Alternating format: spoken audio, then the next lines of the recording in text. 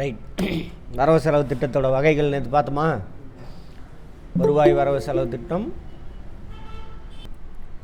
மூலதன வரவு செலவு திட்டம் அப்படின்னா என்னென்னு பார்த்தோம் நேற்று. கரெக்டாக? ரெண்டு முக்கியமானது. இதில் எது நல்லது கெட்டது அதெல்லாம் பார்த்தோம். துணை வரவு செலவு திட்டம், திடீர்னு என்ன பண்ணுறாங்க, போர்க்காலம் இந்த மாதிரி ஏதாவது திடீர்னு ஏதாவது இயற்கை சீற்றம் அதெல்லாம் வருதா, அந்த டைமில் ஸ்பெஷலாக போடுவாங்க. அதான் துணை வரவு செலவு திட்டம். இங்கிலீஷ் பார்க்கலையா? Supplementary budget. இந்த மாதிரி சுனாமி, நேச்சுரல் கலாமிட்டிஸ் இருக்கு இல்லையா, அந்த டைமில், அதே மாதிரி போர், அந்த மாதிரி டைமில் நார்மலாக பட்ஜெட் போட்டிருப்பாங்க. அந்த பட்ஜெட்டை நீக்கிட்டு திரும்ப ஒரு பட்ஜெட் போடுவாங்க. அதான் அது துணை வரவு செலவு திட்டம், சப்ளிமெண்ட்ரி பட்ஜெட். இது நிதிக்கு வாக்கெடுப்பு வரவு செலவு திட்டம். இது ஒன்றும் இல்லை, இப்போ எலெக்ஷன் 5வது ஆண்டு நடந்துகிட்டு இருக்குன்னு வச்சுக்கோங்க. எலெக்ஷன் வரப்போகுது. எலெக்ஷன் வர அடுத்து திரும்ப இவங்க கன்னியூ ஆவாங்களா இல்லையான்னு தெரியாது. அடுத்த வருஷம் நிதியாண்டு எப்போலேருந்து எப்போ வரைக்கும்?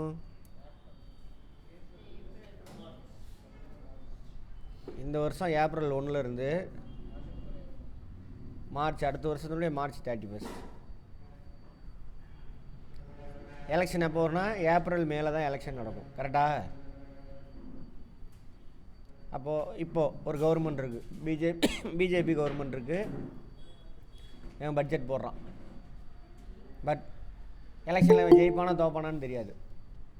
இவன் ஜெயித்தான் அப்படின்னாக்கா அந்த பட்ஜெட்டை கன்டினியூ பண்ணிக்கலாம்.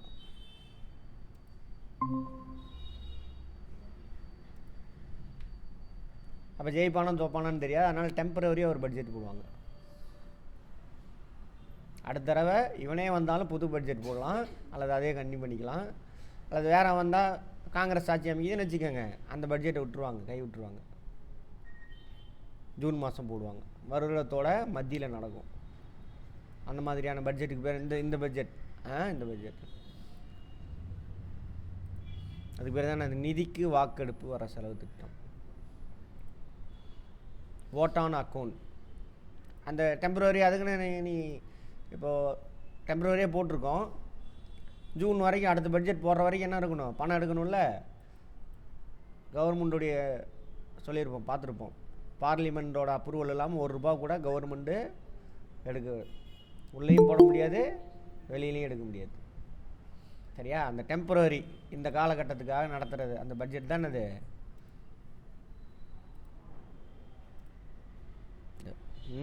நிதிக்கு வாக்கெடுப்பு வர சொல்லணும். இந்த சரத்து 116 படி ஆர்டிகல் 116 அந்த அடிப்படையில் போகிறாங்க. இதுக்கு பேர் நொண்டி வாத்து வரவு செலவு திட்டம்னு ஒரு பேர் இருக்குது.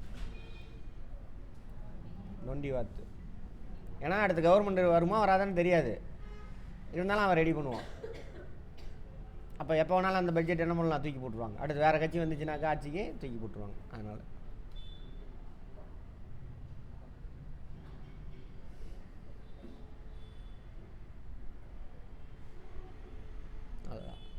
அடுத்து பூஜ்ஜிய வரவு செலவு திட்டம். இதை முதல்ல 1987-88 தான் கொண்டுட்டு வராங்க. பூஜ்ஜிய வரவு செலவு திட்டம்.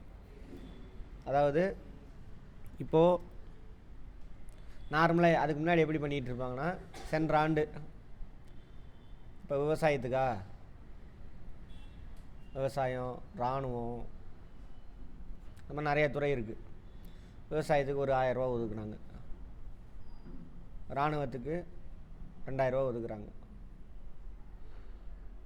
இந்த ஆண்டு என்ன பண்ணுவாங்கன்னா கம்பேர் பண்ணுவாங்க. போன வருஷம் ₹1000 ஒதுக்கணுமா, இந்த வருஷம் ₹1100 ஒதுக்குங்கப்பா. இதை பார்த்து இதுக்கு ஒதுக்குவாங்க, இதை பார்த்து இதுக்கு ஒதுக்குவாங்க.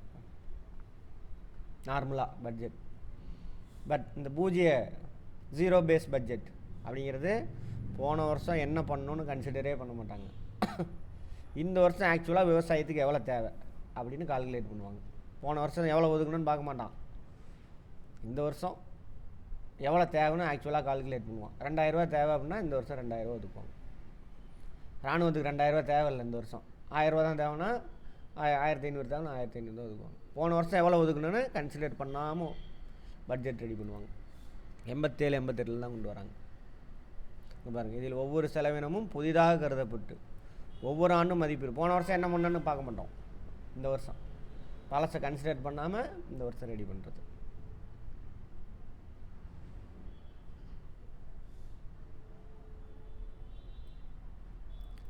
சரியா? முன்னுரிமை அடிப்படையில் கொடுக்கணும். இப்போ ஃபார் எக்ஸாம்பிள் போன வருஷம் இராணுவத்துக்கு முன்னுரிமை அதிகமாக கொடுத்தாங்களா, இந்த தடவை அதை விட்டுட்டு எது கொடுக்குறாங்க, விவசாயத்துக்கு. அந்த மாதிரி பழசை கன்சிடரே பண்ண மாட்டாங்க. செயல்திறன்,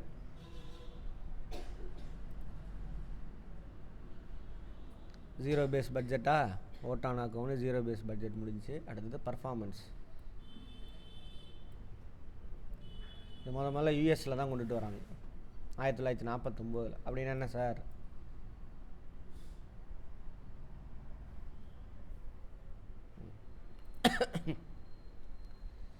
இப்போ நான் வந்துட்டு 2000 ரூபா விவசாயத்துக்கு செலவு பண்ணுறேன், அல்லது 2000 கோடி ஒரு துறைக்கு நான் செலவு பண்ணுறேன். அதனால் எவ்வளோ பேர் பயனடைஞ்சாங்க? சும்மா செலவு செஞ்சேன்னு மட்டும் சொல்லிட்டு போகக்கூடாது. செலவு செஞ்சேன், இதனால் இவ்வளோ பேர் பயனடைவாங்க, இவ்வளோ பேர் பயனடைஞ்சாங்க அப்படின்னு செலவு பண்ணுற, அதனால் என்ன நன்மை சமூகத்துக்கு, சரியா? அப்படின்னு பார்த்து போடுறது தான் என்னது பர்ஃபார்மன்ஸ் பேஸ்டு பட்ஜெட். அதனால தான் பார்த்தீங்கன்னா ஒரு சின்ன கிராமம் எங்கேயாவது காட்டுக்குள்ளே இருக்கும், சரியா? ரோடு போட்டு தரலம்பானுங்க. அங்கே பார்த்தீங்கன்னா ஒரு 100 பேர் கூட இருக்க மாட்டான். அவனுக்கு ரோடு போட்ட அப்படின்னாக்க 30-40 கோடி ரூபா செலவாகும். அதனால் போட மாட்டாங்க. பணம் இருக்குது, அதுக்கு போது அந்த 30-40 கோடியை வேறு இடத்துல செலவு பண்ணோம்னா அங்கே 1000 பேர் பலன் அடைகிறாங்கன்னு அவனுக்கு தான் செய்வாங்க ஃபஸ்ட்டு. அதுக்கு அவங்களுக்கெல்லாம் ஃபுல்ஃபில் ஆனவுன்னா தான் யாருக்கு பண்ணுவாங்க, இவங்களுக்கு. ஏன்னா பலன் போய் சேர்றது என்னது, அமௌண்ட்டு பெருசு, பலன் போய் சேர்றது 1-2 பேர் தான். அதுக்கு அவ்வளோ பெரிய தொகை செலவு செய்வாங்களா? இவ்வளோ விஷயம் இருக்குது அதில். சினிமாவை பார்த்துட்டு நம்ம பாட்டில் கூவுவோம், அப்படி கிடையாது. அதேமாரி என்ன பண்ணியிருக்காங்க, இங்கே என்ன மலை அது, ரோடு போட்டிருக்காங்க, ஜருகுமலையா, ஜருகுமலை ரோடு போட்டிருக்காங்க பாருங்கள். அந்த மாதிரி அங்கே மக்கள் கம்மி தான், இருந்தாலும் போட்டிருக்காங்க. எந்த ஒரு வரவு செலவு திட்டத்தின் வெளியீட்டின் அடிப்படை, வெளியீட்டுனா அவுட்புட்டு, செலவு பண்ணோம் அதோட ரிசல்ட் என்ன, அப்படியே போட்டிருக்கோம். வெளியீடு அங்கே அவுட்புட்டுன்னு போட்டிருப்போம், அப்படியே டிரான்ஸ்லேட் பண்ணி போட்டிருக்கோம். அதனால் எவ்வளோ பேர் நன்மை அடைஞ்சாங்க. இது உலகில் முதலில் அமெரிக்கா அறிமுகப்படுத்துகிறது. சர் உப்பர் அவரோட தலைமையிலான குழு தான் அதை வந்து சொல்கிறாங்க. மக்களின் நலனுக்காக இந்த வரவு செலவு திட்டத்தில் என்ன செய்தோம், மக்கள் எவ்வளோ பேர் நலன் அடைஞ்சாங்க, பலன் அடைஞ்சாங்க அப்படின்னு சொல்லணும். சரியா? ரைட். எவ்வளவு செய்தோம் என்பதை மக்களுக்கு தெரிவிக்க வேண்டும். இந்தியாவில் செயல்திறன் வரவு செலவு திட்டத்தை சாதனை திட்டம் என்கின்றனர், அழைக்கப்படுகிறது. கேட்பாங்க, சாதனை வரவு செலவு திட்டம்னா என்ன, எது அழைக்கப்படுது, நொண்டி வாத்து வரவு செலவு திட்டம்னா எது, அந்த மாதிரி கேட்பாங்க. இந்த கான்செப்டுவெல்லாம் கேட்பாங்க இப்போலாம்.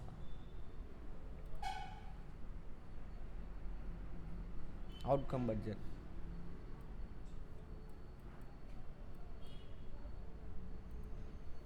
சாதனை திட்டம், அவுட்கம் என்ன கிடைச்சிது. அடுத்து சமநிலை மற்றும் சமனற்ற வரவு செலவு திட்டம். சமநிலை வரவு செலவு திட்டம் இங்கிலீஷில் பேலன்ஸ்டு பட்ஜெட். ஒன்றும் கிடையாது. இந்த வருஷம் அரசாங்கத்துக்கு கிடைச்ச வருமானம் 1000 ரூபா, அவன் செஞ்ச செலவு 1000 ரூபா, கரெக்டாக போச்சு, வரவுக்கு செலவுக்கு சரியாக போச்சு. அதுக்கு பேர் தானே அது சமநிலை வருது. இளவரசன் வந்திருக்கீங்களா? ரைட். எங்கே அவர் பேர் என்ன, இன்னொருத்தர் இளங்கன் இருக்கு அப்படி. சரி, நான் பேர் நான் ஒருத்தர் கேட்குறேன். அது பேர் ஸ்டேட்மெண்ட்டில் கேட்பாங்க. அதே சமநிலை இல்லா வரவு செலவு திட்டம், அன்பேலன்ஸ்டு. அப்படின்னா என்ன அர்த்தம், வரவோட செலவு அதிகமாக இருக்கும் அல்லது வரவோட செலவு கம்மியாக இருக்கும். வரவோட செலவு அதிகமாக இருந்தால் அதுக்கு பேர் என்னது, பற்றாக்குறை பட்ஜெட்டு, பற்றாக்குறை டெபிசிட் பட்ஜெட் இங்கிலீஷில். பத்தலை, அப்போ என்ன பண்ணணும், கடன் வாங்கணும். வரவும் செலவும், வரவோட செலவு கம்மியாக இருக்குது, அப்போ என்ன அர்த்தம், உபரி.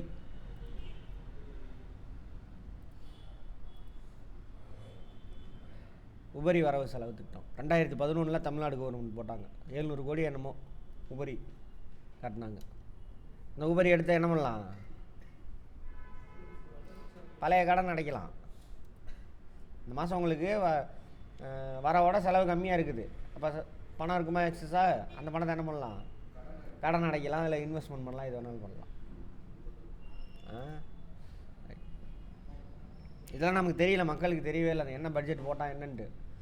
6ல் அவங்க வரும்பொழுது ஒரு ரொம்ப பற்றாக்குறை, பயங்கரமான நிதி பிரச்சனை.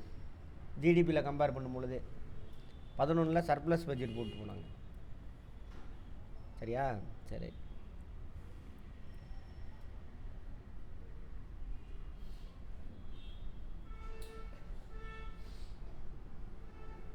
உபரி வரவு செலவு திட்டம் அப்படின்னு என்ன சார்? அரசு எதிர்பார்க்கின்ற வருவாய் வந்து அதிகம். எதை விட?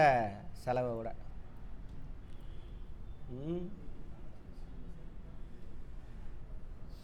அதே இதுக்கு இப்போ படம் போடலையா? பற்றாக்குறை வரவு செலவு திட்டம். அரசு எதிர்பார்க்கின்ற வருவாயை விட செலவு அதிகம், கிரேட்டர் தான். அதை தான் இங்கே படமாக போட்டிருக்கோம். ஆனால் உபரி பட்ஜெட் போடுறது ரொம்ப கஷ்டம். சரியா? பார்த்த மேலேயே உலகத்திலே பணக்கார நாடுன்றோம். நம்மளோட அவன் தான் அதிகமாக கடன் வாங்கியிருக்கான். அமெரிக்கா இங்கிலாந்து பல மடங்கு அதிகம் வாங்கியிருக்கான். சரியா? சரி. இது என்ன, எப்படி வரவு செலவு திட்டம் தயாரிக்கிறாங்க அப்படின்னு சொல்கிறாங்க. இதெல்லாம் தேவையில்லை நான். சரி. இதெல்லாம் கன்சிடர் பண்ணணும், இதெல்லாம் கவனத்தில் எடுத்துக்கணும். வரவு செலவு திட்டம் தயாரிக்கிறாங்க அப்படின்னாக்கா ஃபினான்ஸ் மினிஸ்டர் தான் அதை தயாரிப்பாங்க. மினிஸ்ட்ரி, நிதி அமைச்சாங்க தயாரிப்பாங்க. நிதி அமைச்சர் இருப்பாங்க முக்கியமான ஆளாக.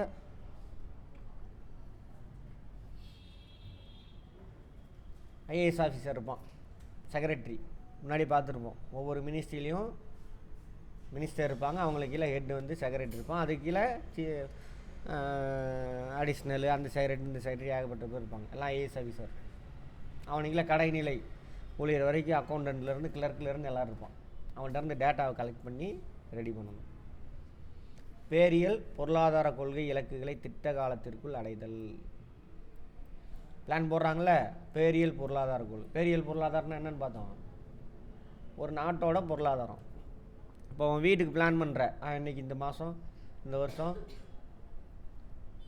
இந்த மாதிரி ஒரு வீடை பெருசாக கட்ட போகிறோம், மேலே ஒரு அடுக்குமாடி கட்ட போகிறேன், லேண்ட் வாங்கணும். அது ஃபேமிலிக்கு, அது நுண்ணின பொருளியல். இதே மாதிரி பேரின பொருள் நாட்டுக்கு 120 கோடி மக்களுக்காக என்ன செய்ய போகிறோம், எவ்வளோ ஏரியாவுக்கு ரோடு போட போகிறோம், எவ்வளோ ஏரியாவுக்கு தண்ணி வசதி, எவ்வளோ பேர்த்துக்கு வேலை வாய்ப்பு உருவாக்கணும். இதெல்லாம் மனசில் வச்சுட்டு தான் என்ன பண்ணணும், திட்டத்தை போடணும். சரியா? வரவு செலவு திட்டத்தின் யுக்திகள். எப்படிலாம் நிதியை பெருக்க போகிறேன், எந்தெந்த வழியில் செலவு செய்கிறது மூலிமா எவ்வளோ பேர்த்துக்கு வேலை வாய்ப்பு உருவாக்க போகிறேன், யாராவது பாதிக்கப்பட்டிருந்தாங்களோ அவங்களுக்கு என்னென்ன ஹெல்ப் பண்ண போகிறோம், அதெல்லாம். அடுத்தது, பல்வேறு திட்டங்களுக்கு நிதி தேவை. எந்தெந்த திட்டத்துக்கு எவ்வளோ நிதி தேவை. நினைக்கிற மாதிரிலாம் போக முடியாது. ஜி பூம்பா அப்படி ஒரே நாளில் சினிமாவில் பார்க்குற மாதிரி ஒரு ஊருக்கு போய் இந்த சிவாஜி படத்தில் அப்படியே தருமபுரி பயங்கரமாக மாறிடும். அவெல்லாம் மாற்ற முடியாது, பணம் வேணும் எல்லாத்துக்கும். சினிமாவில் வேணால் செய்யலாம், ஆமாவா? ஆமாம், அதுக்கு திட்டம் போடணும் பயங்கரமாக. எவ்வளோ நிதி தேவை, அப்போது அந்த நம்மக்கிட்ட எவ்வளோ நிதி வரும். அவனன்றி ஓரணும் செய்யாது, யார் அந்த அவன். அப்போ எவ்வளோ வரி வரும் நம்மக்கிட்ட, எவ்வளோ மற்ற வருவாய் வரும், இதெல்லாம் பிளான் பண்ணி கொஞ்சம் கொஞ்சமாக தான் செய்ய முடியும். இது ஏன் செய்யலை, அது ஏன் செய்யலைன்னு கேட்டுகிட்டே இருப்பானுங்க ஒரு கட்சியை மட்டும் பார்த்து. பணம் இருந்தால் தான் செய்ய முடியும். சரியா? கொஞ்சம் கொஞ்சமாக தான் செய்ய முடியும். 67 செய்ய முடியுமான்னு முடியாது. வருவாய் செலவினத்தின் மதிப்பீடு.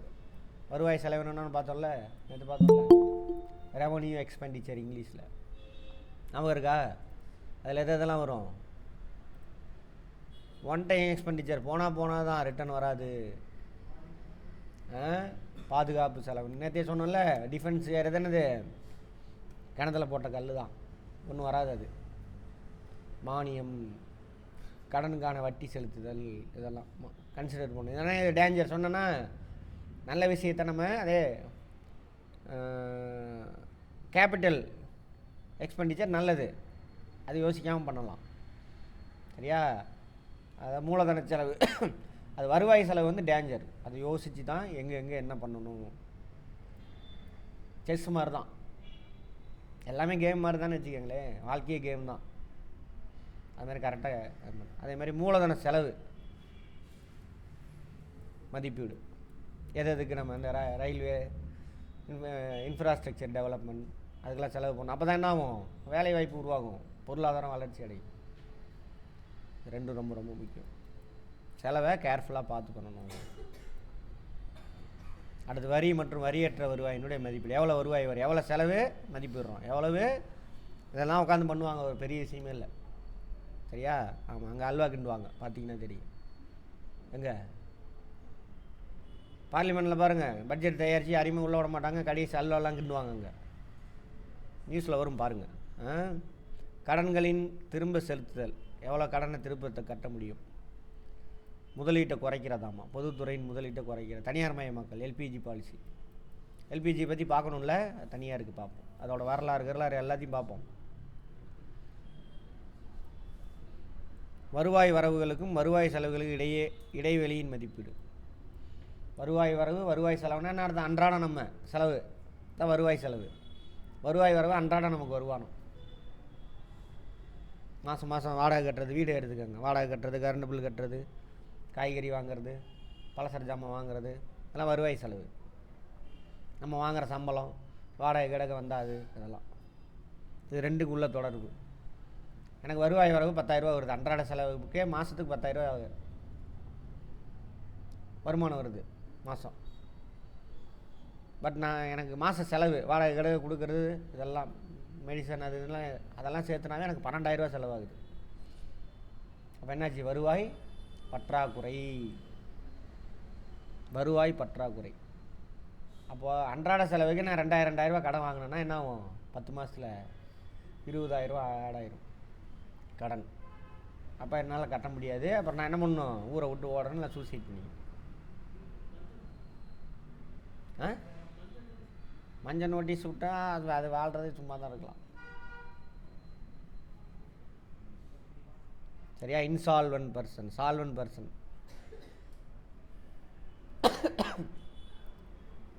புரியுதா? அப்போ வருவாய் பற்றாக்குறை இருக்கக்கூடாது.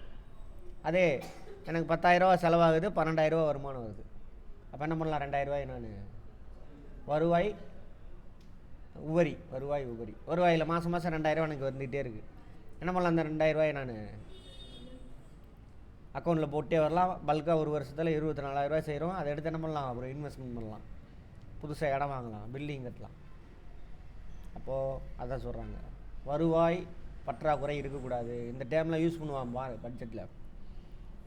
வருவாய் உபரி இருந்தால் நல்லது. சரியா?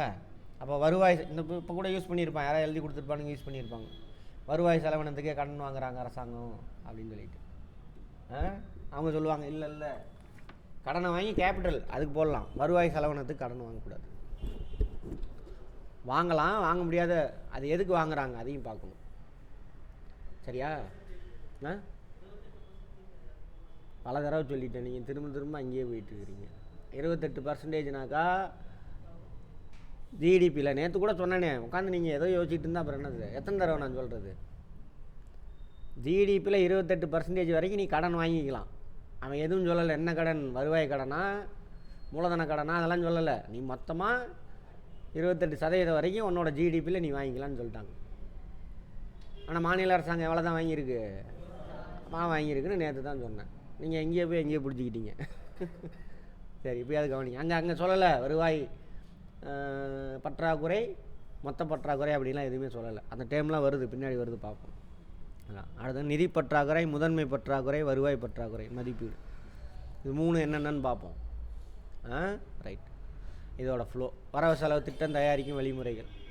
நிதி அமைச்சகம் தான் என்ன பண்ணுவோம், வரவு செலவு திட்டத்தை தயாரிப்பாங்க. அதுக்கு முன்னாடி என்ன பண்ணுவோம், எல்லா துறைகிட்ட இருந்தும் உனக்கு எவ்வளோ செலவு போட்டு கொடுப்பான். இந்த வருஷம் எம்ப்ளாயி இவ்வளோ பேர் இருக்கான், இவனுக்கு இவ்வளோ சம்பளம், இவ்வளோ இன்க்ரிமெண்ட் கொடுக்கணும், இவ்வளோ சம்பளம். சரியா? மற்ற செலவு இதெல்லாம், பில்டிங் இவ்வளோ கட்டணும், எல்லாத்தையும் டிமாண்ட் போட்டு அனுப்புவான். இது தேவைன்னு எல்லா டிபார்ட்மெண்ட்டும் வாங்கி வச்சுக்குவான். நமக்கு எவ்வளோ வருமானம் வரும்னு இந்த பக்கம் பார்ப்பான். விவசாயத்துறை, காவல்துறை, சரியா, மருத்துவத்துறை, கல்வித்துறை, எல்லாத்துக்கிட்டும் பணம் வாங்குவாங்க. என்ன எவ்வளோ தேவை இருக்குன்னு வாங்குவாங்க. தமிழ்நாடு அரசு எதுக்கு அதிகமாக நிதி ஒதுக்குறாங்க, கல்விக்கு தான் அதிகமாக. ரெண்டாவது அதிகமாக எதுக்கு ஒதுக்குறாங்க? மருத்துவத்துக்கு. அதனால தான் தமிழ்நாடு இப்படி இருக்கு. சரியா? ஒன்றிய அரசாங்கத்தை எடுத்து கம்பேர் பண்ணி பாருங்கள். அப்படியே பார்த்தோன்னே தெரிஞ்சிடும் கவர்மெண்ட் என்ன செய்ய போகுது அப்படின்னு தெரிஞ்சிடும். அப்போ எவ்வளோ நமக்கு நிதி வரும்னு பார்ப்பாங்க. Right, okay. சம்பளம் கொடுக்குறது அதெல்லாம் கட் பண்ண முடியாது எல்லா துறைக்கும். எக்ஸ்ட்ரா ஏதாவது கட்டுற அது இந்த செலவெல்லாம் இருக்குல்ல, எதாவது குறைக்க முடியுமோ அதெல்லாம் குறைப்பாங்க. ஏன்னா நம்மக்கிட்ட பணம் இவ்வளோ தாங்க இருக்குது, இதுக்கு மேலே நம்மளால் கடனும் வாங்க முடியாது, இவ்வளோ தான் வரப்போகுது, இதை நாங்கள் செஞ்சு தரோம் அப்படின்னு எல்லா அமைச்சரத்தோடு வாங்கி வரவு செலவு திட்டத்தை தயாரிக்கிறது. இப்போ நான் சொன்னது தயாரிக்கிறது. அதுக்கப்புறம் அது எங்கே போகும்? அமைச்சரவைக்கு போகும். ஒன்றிய அரசுனா ஒன்றிய அமைச்சரவை, மாநில அரசாங்கன்னா மாநில அமைச்சரவைக்கு போகும். அமைச்சரவையில் சீஃப் மினிஸ்டர், எல்லா மினிஸ்டர்ஸ் இருப்பாங்க, கேபினட் மினிஸ்டர்ஸ். அங்கே பிரைம் மினிஸ்டர், கேபினட் மினிஸ்டர்ஸ் இருப்பாங்க. அங்கே தான் டிஸ்கஸ் பண்ணிவிட்டு அங்கே தீர்மானம் நிறைவேறணும். ஓகே, இந்த பட்ஜெட் ஓகே. இல்லை மூத்த அமைச்சர் இவங்களாம் இருப்பாங்க, இல்லைப்பா இதுக்கு ஏப்போ இவ்வளோ செலவு பண்ணுற, இதை குறைச்சிட்டு இதுக்கு கொடு. அவருடைய ஐடியா சொல்லுவார். சின்ன அமைச்சராக இருக்காருன்னு வச்சுக்கோங்க, அவருடைய ஐடியா சொல்லி எல்லாத்தையும் பேலன்ஸ் பண்ணி தயார் பண்ணுவாங்க. அப்புறம் யாருக்கு எங்கே அனுப்பணும்? அங்கேனா குடியரசுத் தலைவருக்கு அனுப்புவாங்க, இங்கேனா ஆளுநர்கிட்ட அனுப்பணும். ஆளுநர் ஒன்றுமே பண்ண, படித்து பார்க்க கூட தேவையே கிடையாது. வாங்கணும், நீ என்ன பண்ணுவோம் கொண்டு வா, கையெழுத்து போட்டு கொடுத்துடணும், அவ்வளோதான். அது ஏன்னு நான் அப்புறம் சொல்கிறேன், இதெல்லாம் புரிஞ்சுக்கிட்டீங்கன்னு சொல்கிறேன். அது ஏன் நிதி சம்பந்தமான விஷயத்துக்கு மட்டும் மசோதாவை தாக்கல் பண்ணுறதுக்கு முன்னாடி இங்கே ஆளுநர்கிட்ட கையெழுத்து வாங்கணும், அங்கே குடியரசுத் தலைவர்கிட்ட கையெழுத்து வாங்கணும். அவங்களுக்கு பவர்னு அர்த்தம் கிடையாது, அதுக்கு வேறு காரணம் இருக்குது. அவர் யார் சொல்கிறத கேட்டு கையெழுத்து போடுவார்? சீஃப் மினிஸ்டர் பார்ப்பார். பட்ஜெட் போயிடுச்சு அவரோட டேபிளுக்கு, ஆளுநராக இருந்தாலும் சரி, அங்கே பிரசிடெண்டாக இருந்தாலும் சரி, அவர் போயிடுச்சு. மாநில அரசாங்கனாக்கா ஆளுநருடைய டேபிளுக்கு பட்ஜெட் போயிடுச்சு. ஆளுநர் என்ன பண்ணணும்? சீஃப் மினிஸ்டரை பார்க்கணும். அப்படி அவர் அப்படின்னு கண்ணை காட்டினாக்கா கையெழுத்து போகணும். பேனாவை எடுத்துக்கலாம், அது வரைக்கும் அவர் சுதந்திரம். பேனாவை எடுத்துகிட்டு பார்க்கணும் சீஃப் மினிஸ்டர் எங்கே இருக்காருன்னு. அவர் அப்படின்னா கையெழுத்து போடணும். அப்படின்னாக்கா பேனாவை பேச வச்சிடணும். இதுதான் ஆளுநருக்குள்ள பவர். நான் சொல்லலை, கான்ஸ்டியூஷன் சொன்ன பவர். சுப்ரீம் கோர்ட்டுக்கு கூட வச்சு குத்துன்னு குத்துதா இல்லையா நம்ம ஆளுநரை? அப்பயும் சொரணம் இல்லாமல் தான் உட்காந்துருக்குறான். நம்ம மக்கள் முட்டாள்கள், அதுதான் பிரச்சனை. எல்லோரும் கொந்தளிச்சிங்கன்னா என்ன ஆகும்? அவன் அடங்கி தான் போகணும். ஆஹா, இவனுங்க ஒரு பக்கம் மூதவிங்க, நமக்கு தான் பிரச்சனை. ஆஹா பத்தியா, எதிர்கட்சிலாம் ஆளுநர் வச்சு குத்துறாரு இவரை, சிஎம்ஐ. யார் பெரிய ஆள்? முட்டா பயல்களா? யார் பெரிய ஆள்? சிஎம் தான் பெரிய ஆளுங்க. கான்ஸ்டியூஷன் ஒழுங்காக படிக்கலை நம்ம, சரியா? ஆமாம், அது சொன்னாலும் கேட்க மாட்டாங்க, ஏன்னா எதிர்கட்சி. ஆமாம், கேவலமாக இருக்குது. சரி, அது பாராளுமன்றத்தில் அது உட்காந்து டிஸ்கஷன் வேறு நடக்குது. அதுக்கு ஒரு 4 சேனலு, கோடிக்கணக்கில் முதலீடு போட்டு, அதுக்கு ஒரு கோட் சூட்டு போட்டு, ஏசியை போட்டு, வேகாத வெயிலில், அதுக்கு ஒரு நெறியாளரா, அப்புறம் 4 வேணுங்க, பொருளாதார வல்லுநர்னு ஒருத்தனை உட்கார வச்சுக்கிறானுங்க, நடுநிலையாளர்னு ஒருத்தனை உட்கார வச்சுக்கிறானுங்க. அதுக்கு இதை உட்காந்து நம்ம பார்த்துக்கிட்டு இருக்கிறோம், முட்டா போயிலுங்க. ஆமாம், சரி. பாராளுமன்றத்துக்கு போகும். ஏன் சார் அந்த மாதிரி ஆளுநர் கையெழுத்து போட்டால் தான் அங்கே பட்ஜெட் தாக்கல் செய்ய முடியும் அப்படின்னாக்கா, அதேமாதிரி ஒன்றிய அரசாங்கத்தில் குடியரசுத் தலைவர். இப்போ நான் எதிர்கட்சி, சரியா? பார்லிமெண்ட்டில் யார் வேணாலும் மசோதா தாக்கல் பண்ணலாம், நல்லா தெரிஞ்சுக்கோங்க. அமைச்சர்களும் தாக்கல் பண்ணலாம், எம்எல்ஏக்களும் அங்கே எம்பி தாக்கல் பண்ணலாம். இப்போ ஏடிஎம்கே எம்எல்ஏ என்ன பண்ணுறாரு ஒருத்தர், அல்லது நம்ம ஆளுங்க பிஜேபி இருக்கிற 4 பேர் இருக்கானுங்களா, ஆகாதா? உடனே ஒரு பட்ஜெட் வரவு செலவு திட்டத்தை தயார் பண்ணி கொண்டு போய் தாக்கல் பண்ணிடுவோம். பிரச்சனையாயிரும் அது. அதனால தான் என்ன பண்ணுறாங்க, ஏன் பிரச்சனை எப்படி ஆகும்னு சொல்கிறேன். அதனால தான் நிதி சம்பந்தமான விஷயம்னாக்கா ஆளுநர் கையெழுத்து போடணும். ஆளுநர்கிட்ட போயிடுச்சு நிதி சம்பந்தமான அந்த வரவு செலவு திட்டம், ஆளுநர்கிட்ட போயிடுச்சு. ஆளுநர் யாரை பார்ப்பார்? சிஎம்ஐ பார்ப்பார். அவர் கையெழுத்து போட சொன்னால் தான் சொல்லுவார். அப்போ அமைச்சரவை கொண்டுட்டு போகிறதுக்கு மட்டும்தான் யார் போடுவாங்க? ஆளுநர் கையெழுத்து போடுவார். அப்போ அந்த சிக்கல் வராமல் தடுக்கப்படும். அதுக்கு தான் அந்த செக். அது தப்பாக மிஸ்யூஸ் பண்ணுறானுங்க, சரியா? அமைச்சரவை என்னத்தை எழுதி தராங்களோ ஈடிச்சாங்க, இப்போ அப்படியே தான் போய் வாசிக்கணும். இல்லை நான் வாசிக்க மாட்டேன் அப்படிலாம் சொல்ல முடியாது. எனக்கு இஷ்டத்துக்குலாம் மாற்றக்கூடாது. இப்போ குடியரசுத் தலைவர் வந்து வாசிப்பாங்க பாருங்கள், அவங்கள அந்த அம்மாவை தயார் பண்ணிக்குமா? ட்ரைபல் பீப்புளுக்கு சாதகமாக எல்லாத்தையும் எழுதிக்கிட்டு வாசிச்சா ஒத்துக்குவீங்களா? அமைச்சரவை என்ன எழுதி தரோ அதை தான் வாசிக்கணும் பிரசிடெண்ட். இங்கே அதேமாதிரி மாநிலத்தில் ஆளுநர். சரியான டம்மி போஸ்ட்டு ரெண்டுமே. சரியா? ஆமாம். பாராளுமன்றத்தில் தாக்கல் பண்ணுவாங்க. அங்கே இங்கே மாநிலத்தில் எங்கே அது பாராளுமன்றத்தில் எங்கே தாக்கல் பண்ணுவாங்க? நிதி சம்பந்தமான மசோதாலாம் மக்களவை கீழவை இருக்குல்ல, அங்கே தான் தாக்கல் பண்ணுவாங்க. கீழவையில் பாஸ் ஆகினோன்னே மேலவைக்கு போகும். சும்மா மேலவைக்கு பவர் கிடையாது. அதை பற்றி நம்ம டீட்டெயில்டாக சிவிக்ஸில் பார்ப்போம். வரவு செலவு திட்ட தாக்கல் செய்தல், இதை மணி பில்லுன்னு சொல்லுவாங்க. மணி பில். மணி பில்லினுடைய ஆர்டிக்கல் என்ன? 110ன்னு நினைக்கிறேன். 110 முக்கியமானது.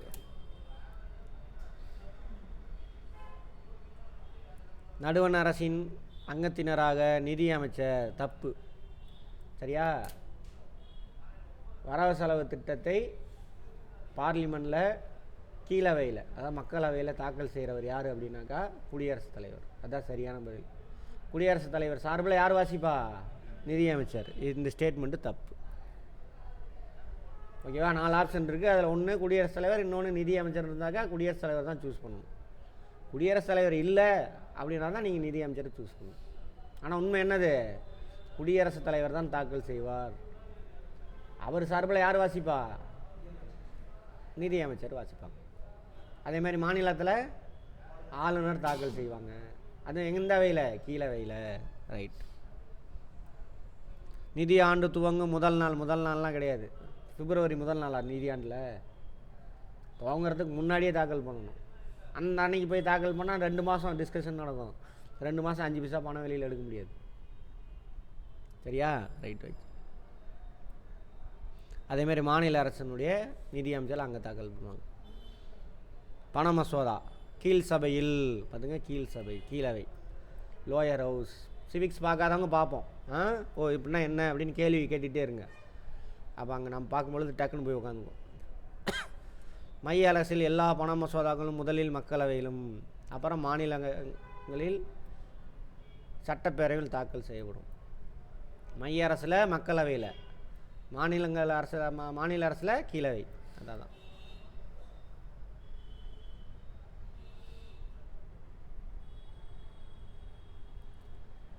நிறைய விஷயம் அதில் போட்டிருப்பாங்க. டிஸ்கஷன் நடக்கும். எல்லாம் மானிய கோரிக்கைன்னு வைப்பாங்க. அதெல்லாம் நடந்ததுக்கப்புறம் வாக்கெடுப்பு நடத்துவாங்க. எத்தனை பேர் ஒத்துக்கிறீங்க? ரைட். பெரும்பான்மையான உறுப்பினர் ஒத்துக்கிட்டாங்கன்னா அது சட்டமாக மாறிடும். பட்ஜெட் என்னவா மாறுது? சட்டமாக மாறிடும். அதை தான் செயல்படுத்துவாங்க. வர பணத்தெல்லாம் எதுக்கெல்லாம் திட்டம் போட்டு கொடுத்தாங்களோ அதுக்கு எடுத்து செலவு பண்ணிகிட்டே இருப்பாங்க அந்த வருஷம் முடிகிற வரைக்கும். அப்படிதான் சட்டமாக மாறிடுச்சா அதான் செயல்படுத்துவாங்க. வரவு செலவு திட்டத்தை அரசின் பல்வேறு துறைகள் செயல்படுத்துகின்றன. அதில் விவசாயத்துக்கு இவ்வளோ ரூபாய் செலவு பண்ணலாம், இன்சூரன்ஸ் கொடுக்குறோம், விவசாயிகளுக்கு இந்த ஸ்கீமு, இவ்வளோ ஏரியாவுக்கு நம்ம நீர்ப்பாசன செய்கிறோம், அதெல்லாம் போட்டிருப்பாங்க. அதெல்லாம் பிளான் போட்டு அக்ரிகல்ச்சர் டிபார்ட்மெண்ட் இருக்காங்க இல்லையா, மினிஸ்டர் இருப்பாங்க, மினிஸ்ட்ரிக்கில் செக்ரட்டரி இருப்பான். செக்ரட்டரி மற்ற எல்லாத்தையும் பணியாளர்லாம் வச்சு அவங்க தான் நீங்கள் சர்வெண்ட், கவர்மெண்ட்டோட சர்வெண்ட். அவங்க என்ன பண்ணுவாங்க? அதை செயல்படுத்துவாங்க. செயல்படுத்தல பிரச்சனை இருந்தால் அமைச்சர்கிட்ட கொண்டு போவாங்க. அவர் எங்கே கொண்டு போவார்? அமைச்சரவைக்கு கொண்டு போவாங்க. அப்புறம் அதை எங்கே டிஸ்கஸ் பண்ணுவாங்க? பார்லிமெண்ட்டில் டிஸ்கஸ் பண்ணுவாங்க. அதை எப்படி சால்வ் பண்ணலாம், ஐடியா கிடச்சிதுன்னா அது திரும்ப கொண்டு போய் சால்வ் பண்ணணும். இதுதான் ப்ரொசீஜர். சரி. அதேமாதிரி மாநிலத்தில் அங்கே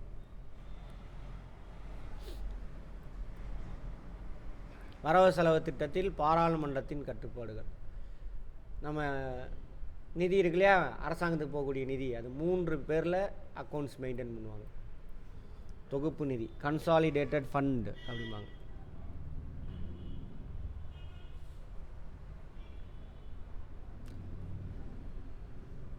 தொகுப்பு நிதி, இந்திய தொகுப்பு நிதி அப்படிம்பாங்க. ஒன்றிய அரசாங்கமாக இருந்தால். மாநில அரசாங்கம்னா தமிழ்நாடு மாநில தொகுப்பு நிதி. சரியா? Consolidated fund of India, consolidated fund of Tamil Nadu. அடுத்தது அவசர நிதி, contingency fund of India. Contingency. அடுத்து பொது கணக்கு, பப்ளிக் அக்கௌண்ட்.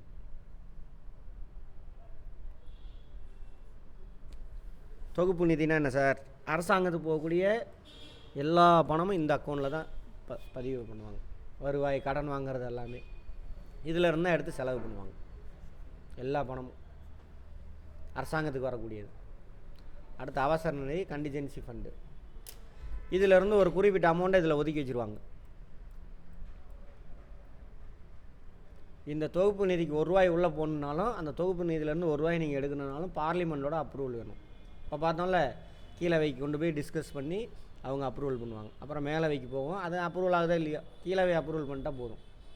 அப்போ தான் நீங்கள் ₹1 என்ன பண்ண முடியும், கவர்மெண்ட் ஆஃப் இந்தியா பேரில் ₹1 உள்ளே போட முடியும், ₹1 என்ன பண்ண முடியும், வெளியில் எடுக்க முடியும். ஓகேவா? இப்போ திடீர்னு நம்ம ஊரில் தூத்துக்குடி புயல் வந்து பிரச்சனையா, வெள்ளம் போச்சா, ஏகப்பட்ட சேதம். அவன் பணம் கொடுக்கல, அது 2வது தூக்கி போடுங்க. அவனுக்கு புத்தி அவ்வளோதான். அவன் நல்லா இருக்கக்கூடாது. அப்போது ஏகப்பட்ட சேதாரம் ஆச்சு. தூத்துக்குடிக்கு இந்த வருஷம் இந்த மாதிரி சைக்ளோன் அட்டாக் பண்ணி இவ்வளோ சேதம் ஏற்படும் முன்னாடியே தெரியுமா? தெரியாது. தெரிஞ்சிருந்தால் போன பட்ஜெட்டில் என்ன பண்ணியிருக்கலாம், பார்லிமெண்ட்டில் ஒதுக்கியிருப்பாங்க. தெரியாமல் நடந்தது. அப்போ திடீர்னு நிதி கொடுக்கணும்ல மக்களுக்கு. நிவாரணம்லாம் கொடுத்தாங்களா? எங்கேருந்து எடுத்து கொடுத்தாங்க? தமிழ்நாடு கவர்மெண்ட்டு. சரியா? அப்போ இதிலேருந்து எடுத்துக்குவாங்க. அதுக்கு தான் இது எடுத்து செலவு பண்ணிவிட்டு அடுத்து சட்டப்பேரவை கூடும்பொழுது என்ன பண்ணணும், இவ்வளோ செலவாச்சிங்க அப்படின்னு சொல்லிட்டு கணக்கு காட்டணும். திரும்ப ரீஃபில் பண்ணிக்குவாங்க. அப்படி பார்லிமெண்ட் சட்டம் இயற்றும் துறை கூட்டத்தொடரில் இல்லாதப்போ திடீரென்று எதிர்பாராத விதமாக என்ன ஆகுது, இந்த மாதிரி ஒரு செலவு ஏற்பட்டால், அவசர நிதின்னு கூட சொல்லக்கூடாது, எதிர்பாரா நிதி, எதிர்பாரா செலவு நிதி அப்படி தான் சொல்லணும். அப்போ ஏற்படக்கூடிய பார்லிமெண்ட்டோட ஒப்புதல் இல்லாமல் செலவு பண்ணலாம் இந்த பணத்தை எடுத்து. அதுக்காக ஒதுக்கப்பட்டதான் அந்த அவசர நிதி. இது யாருக்கிட்ட இருக்குனாக்கா, அங்கே பிரசிடென்ட், இங்கே கவர்னர்ட்டி இருக்கும். கவர்னர்னா யார்? அமைச்சரவை. பிரசிடென்ட்னா யார்? ஒன்றிய அமைச்சரவை. ரைட். 2 முடிஞ்சா இது அரசாங்கத்தோட நிதி. இது 2ம் பொது கணக்கு. இப்போ சொன்னோம் இல்லையா, ஒவ்வொரு கம்பெனிலையும் ப்ராவிடென்ட் ஃபண்டுன்னு பிடிப்பாங்கன்னு, பிஎஃப் பிடிப்பாங்கன்னு சொன்னோம்ல, சம்பளத்துலேருந்து மாதம் மாதம் அந்த பணத்தை அந்த இது வச்சுக்கக்கூடாது. யார்? அந்த நிறுவனமே அவன் கண்ட்ரோலில் வச்சுக்க மாட்டான், அதை அரசாங்கத்துக்கு கொடுத்துடணும். பிஎஃப் அக்கௌண்ட்டுன்னே ஒன்று இருக்கும் அரசாங்கத்தில், அதில் கொண்டு போய் அது. அப்புறம் போஸ்ட் ஆஃபீஸில் எல்லாம் டெபாசிட் பண்ணுறீங்கல்ல, அதெல்லாம் யாரோட பணம்? மக்களோட பணம், அரசு பணம் கிடையாது, அரசுக்கு சொந்தமான பணம் கிடையாது. ஸோ அந்த பணத்தெல்லாம் தனியாக அக்கௌண்ட்டில் மெயின்டைன் பண்ணிட்டு வருவாங்க. புரியுதா? அப்போ ரிட்டையர்ட் ஆகி போகும்பொழுது இந்த வருஷம் பிடிச்சி கொடுக்குறதெல்லாம் அதை சேர்த்திட்டே வருவான். ரிட்டையர்ட் ஆகி போகும்பொழுது அந்த பணத்தெல்லாம் எடுத்து அதிலிருந்து எடுத்து கொடுப்பாங்க. அப்போ மக்களுடைய பணத்தை பாதுகாப்பாக அரசாங்கம் வாங்கி வச்சுருக்கோம். பிஎஃப்பு, அப்புறம் போஸ்ட் ஆஃபீஸில் டெபாசிட்டு, இதெல்லாம் அதுவும் அரசாங்கத்துக்கிட்ட தான் இருக்கும். ஆனால் அரசாங்க பணம் கிடையாது. சரியா? அந்த கணக்கு வழக்கெல்லாம் இதில் வரும், பொது கணக்கு. அடுத்தது இப்போ 3 விதமான அக்கௌண்ட் அரசாங்கத்துக்கிட்ட இருக்கும். புரிஞ்சுதா என்னென்னு? இது வந்து என்னது, அரசாங்கத்துக்கு போகிற எல்லா பணமும் இதில் ₹1 உள்ளே போனால் வெளியில் எடுங்கன்னு பார்லிமெண்ட்டோட அப்ரூவல் வாங்கணும். இதுவும் அரசாங்கத்தோட நிதி தான். பார்லிமெண்ட் ஒப்புதல் வாங்காமல் ஒரு சில செலவு செய்யணும் திடீர்னு எமர்ஜென்சி டைமில். அப்போ அதுக்காக கொஞ்சம் நிதியை ஒதுக்கி வச்சுருப்பாங்க. இதிலேருந்து கொஞ்சம், இது பார்லிமெண்ட்டோட ஒப்புதல் எல்லாமே அதை செலவு பண்ணலாம். ஓகேவா? இது அடுத்து பொது கணக்கு. இது அரசாங்கத்தோட நிதி கிடையாது, மக்களோட நிதி பணம். பிஎஃப், போஸ்ட் ஆஃபீஸ் டெபாசிட், இதெல்லாம் அதில் வரும். இது அரசாங்கம் எடுத்து செலவு பண்ண முடியாது. செலவு பண்ணலாம், பத்திரம் எழுதி கொடுத்துட்டு அதை எடுத்து செலவு பண்ணலாம். செலவு பண்ணிவிட்டு திரும்ப ரிட்டர்ன் பண்ணும் பொழுது வட்டியோடு ரிட்டர்ன் பண்ணணும். அதில் புரியுதா? இதெல்லாம் வரும் நடைமுறையில் பாருங்கள். பொது கணக்கு குழு. சரி, கட்டுப்படுத்தும் பாராளுமன்ற குழு. ஏன்னா நிதி ஏமாற்றிடுவாங்கள்ல, அதனால் ஏமாற்றாமல் இருக்கணுங்கிறதுக்காக பாதுகாக்கிறதுக்காக குழு. பொது கணக்கு குழு, பப்ளிக் அக்கௌண்ட்ஸ் கமிட்டி அப்படிம்பாங்க. Public accounts committee. இதில் எல்லா கட்சியை சேர்ந்தவங்களும் அதில் உறுப்பினராக இருப்பாங்க. இந்த பப்ளிக் அக்கௌண்ட்ஸ் கமிட்டியுடைய தலைவர் யாருனாக்கா எதிர்கட்சியை சேர்ந்தவராக இருப்பார். பார்லிமெண்ட்டில் எதிர்கட்சி யார்? காங்கிரஸ். எதிர்கட்சி தலைவர் யாருன்னு கேட்கல. ஐயோ இன்னும் முட்டாள கேள்வி, வார்த்தையை புரிஞ்சுட்டு சொல்லுங்கள். நான் எதிர்கட்சின்றேன், ராகுல் காந்தின்றீங்க. கட்சி அவன் மனுஷன் இருந்தாலும் முட்டாள்தனமாக பேசாதீங்க. எதிர்கட்சி எதுன்னு கேட்டேன். யார்? எது? காங்கிரஸ். அவ்வளோதான். எதிர்கட்சி தலைவர் கேட்டேனா? எதிர்கட்சி எதுன்னு கேட்டால் காங்கிரஸ். அந்த காங்கிரஸ் கட்சியிலேருந்து ஒருத்தரை இதில் தலைவராக போடுவாங்க. இதில் பப்ளிக் அக்கௌண்ட்ஸுக்கு தலைவராக. எதிர்கட்சி தலைவர் போய் உட்கார மாட்டார். எதிர்கட்சியை சேர்ந்த ஒருத்தரை தலைவராக போடுவாங்க. எடுத்து பாருங்கள். இப்போ பார்லிமெண்ட்டுடைய எதிர்கட்சி தலைவர் யாருன்னு பாருங்கள். சரி, வேணுகோபால். யார் அவர்? Indian national Congress. காங்கிரஸில் ஒருத்தர் மெம்பராக இருக்கணும். மெயினாக லோக்சபாவில் மட்டும்தான் இருக்குது. லோக்சபாவில் மெம்பராக இருப்பார். அவங்க எந்த வரவு செலவு திட்டம் போனாலும் இந்த குழு எல்லா கட்சிக்காரனும் இருப்பான். லோக்சபாவில் எந்தெந்த கட்சியெல்லாம் மெம்பராக இருக்கானோ அந்த கட்சியை சேர்ந்த எல்லாருக்கும் ஒருத்தனாவது உறுப்பினராக இருப்பான் அதில். அப்போ இவங்க என்ன பண்ணுவாங்க? பட்ஜெட் தயாரித்தாலும் சரி, எந்த செலவு, டேக்ஸு, பண சம்மந்தமானது எது சம்மந்தமானது போனாலும் ஃபஸ்ட்டு இவங்கள்ட்ட தான் கொடுப்பாங்க. அமைச்சரவை போதா, அமைச்சரவை பாஸ் ஆகணுன்னா பார்லிமெண்ட்டில் தாக்கல் பண்ணுவாங்க. பார்லிமெண்ட்டில் இவங்க தான் எடுத்துகிட்டு போய் டிஸ்கஸ் பண்ணுவாங்க. அப்புறம் இன்னொரு வேலையும் இருக்குது. அரசாங்கத்தோட கணக்கு தனிக்கு ஆடிட் பண்ணி வரும். அப்போயும் இவங்கள்ட்ட தான் போகும். சரியா? அப்போ ஆளுங்கட்சி என்ன பண்ண முடியாது? கையாடல் பண்ணால் கண்டுபிடிச்சிருவாங்க எல்லா கட்சியும். அதுக்கு தான் அது. அடுத்து மதிப்பீட்டு குழு, எஸ்டிமேஷன் கமிட்டி. இப்போ சொல்கிறாங்க, விவசாயிங்களுக்கு நான் இன்சூரன்ஸ் கொடுக்க போகிறேன், அதுக்கு ஒரு 10,000 கோடி ரூபா செலவு பண்ணுறேன் அப்படின்னு அதில் சொல்லியிருக்காங்க. மதிப்பீட்டு குழு இருக்கும், எஸ்டிமேஷன் கமிட்டி. உண்மையிலே அந்த ப்ராஜெக்ட்டுக்கு 10,000 ரூபா செலவாகுமா, 10,000 கோடி அப்படின்னு வெரிஃபை பண்ணுவாங்க பார்லிமெண்ட்டில். அதே பார்லிமெண்ட் மெம்பர்ஸ் எல்லா கட்சிக்காரனும் இதில் இருப்பான். அப்போ என்ன பண்ண முடியாது? கையாடல் பண்ண முடியாது, மாட்டிக்குவாங்க. கையாடல் பண்ணாலும் மாட்டிக்குவாங்க. அதான் போட்டிருக்காங்க. வரவு செலவு திட்டத்தை கட்டுப்படுத்தும் பாராளுமன்ற குழுக்கள். எது? பொது கணக்கு குழு, மதிப்பீட்டு குழு, estimation committee, public accounts committee. இவ்வளோ விஷயம் இருக்குது.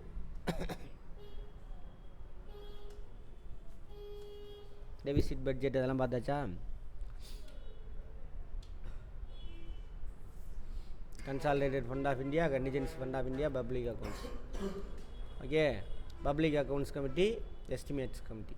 இவங்க 2 பேரும் கேட்பாங்க. ஒன்றிய அரசாங்கம் அதாவது ஒரு அரசாங்கம் எத்தனை வகையான கணக்கை மெயின்டைன் பண்ணுது? அது அரசாங்கத்தோட சொந்த நிதி. அது இது ரெண்டும் அரசாங்கத்துக்கு சம்மந்தம் இல்லாத நிதி. அது இது அரசாங்கத்தோட நிதி கிடையாது. ஓகேவா? அப்புறம் அதை பார்லிமெண்ட்டில் அல்லது அதேமாரி இங்கேயும் இருக்கும், சட்டப்பேரவையிலையும் இருக்கும். கட்டுப்படுத்தக்கூடிய குழுக்கள் எவை? எல்லா கட்சி சேர்ந்தவங்க இருப்பான். பப்ளிக் அக்கௌண்ட்ஸ் கமிட்டி இது பார்த்துக்க.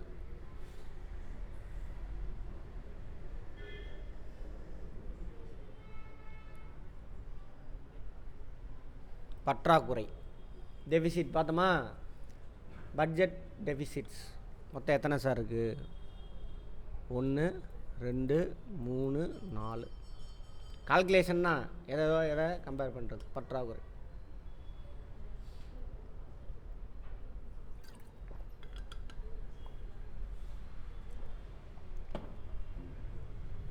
வருவாய் பற்றாக்குறை. வருவாய் வரவு, வருவாய் செலவு, ரெண்டுக்குள்ளே டிஃப்ரென்ஸ் எடுத்தோம்னாக்கா அதுக்கு பேர் என்னது? வருவாய் பற்றாக்குறை. வரவோட செலவு இருந்துச்சுனாங்க அங்கே என்னவா இருக்கும்? வருவாய் பற்றாக்குறை இருக்குன்னு அர்த்தம். வருவாய் வரவை விட வருவாய் செலவு அதிகமாக இருந்தால் வருவாய் பற்றாக்குறை. இங்கிலீஷில் ரெவன்யூ ரெசிட்ஸோட ரெவன்யூ எக்ஸ்பெண்டிச்சர் அதிகமாக இருந்தால் அதுக்கு பேர் தான் இது ரெவன்யூ டெபிசிட். கேட்பாங்க, முக்கியமான கேள்வி. ஐஏஎஸ்லேருந்து குரூப் 1லேருந்து எல்லாத்துலேயும் இந்த கேள்வி வந்துருக்கு. அடுத்தது வரவு செலவு திட்டப்பட்ட பட்ஜெட் டெபிசிட் அப்படிம்பாங்க. பட்ஜெட் டெபிசிட் இது எப்பயுமே 0வாக தான் இருக்கும். எப்பயுமே எப்படி இருக்கும்? 0. அப்படின்னா என்ன அர்த்தம்? பற்றாக்குறையே இல்லைன்னு அர்த்தம். சர்ப்ளஸ் இருக்காது. ஏன்னு பார்ப்போம். யோசிச்சுட்டு வாங்க. இது ஒன்றும் கிடையாது, எல்லாமே மொத்த அரசாங்கத்துக்கு மொத்த வருவாய், வருவாய் வரவு, மூலதன வரவு.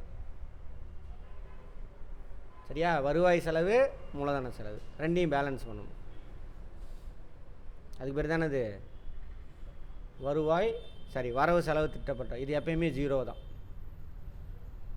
இதில் சர்ப்ளஸோ டெபிசிட்டோ காமிச்சா அங்கே கணக்கு தப்புன்னு அர்த்தம், கணக்கு தப்பாக போட்டிருக்குன்னு அர்த்தம். ஓகேவா? அடுத்தது நிதி பற்றாக்குறை, ஃபிஸ்கல் டெபிசிட் இங்கிலீஷில். பொது நிதி பற்றாக்குறை எப்படி வேணாலும் சொல்லலாம். இது ரெவன்யூ டெபிசிட், இது பட்ஜெட் டெபிசிட். பட்ஜெட் டெபிசிட்னா என்ன அர்த்தம்? டோட்டல் ரெசிட்ஸு மைனஸ் டோட்டல் எக்ஸ்பெண்டிச்சர், மொத்த வருவாய் மொத்த செலவு. இது எப்பயுமே 0. நிதி பற்றாக்குறை ஃபிஸ்கல் டெபிசிட். இங்கே தான் பற்றாக்குறை நமக்கு தெரியும். வருவாய், ஒரே நிமிஷம், ஏதோ முன்னாடி எழுதுன்னு பார்த்துட்டு வந்துடலாம்.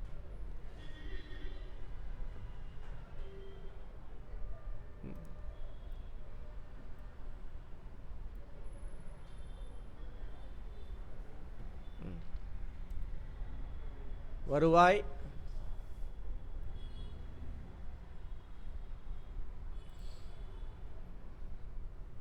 செலவு தான் ஃபஸ்ட்டு எழுதும். வருவாய் செலவு ப்ளஸ்ஸு மூலதன செலவு.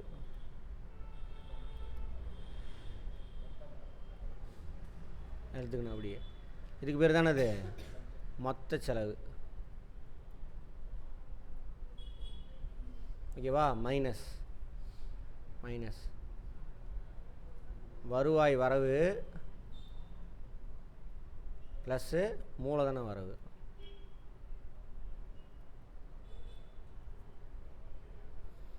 இது ரெண்டையும் சேர்த்துனா மொத்த வரவு.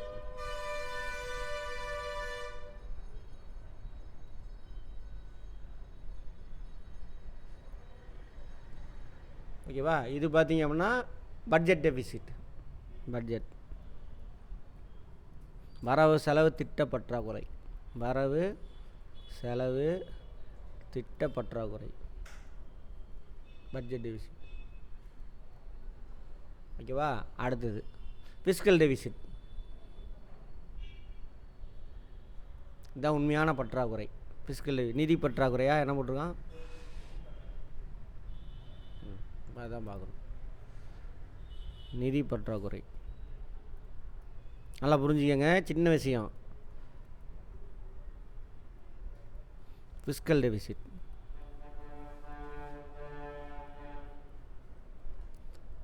மொத்த செலவு அப்படியே எடுத்துக்கணும். வருவாய் செலவு, மூலதன செலவு எல்லாத்தையும் மொத்த செலவு அப்படியே எடுத்துக்கணும். மைனஸ்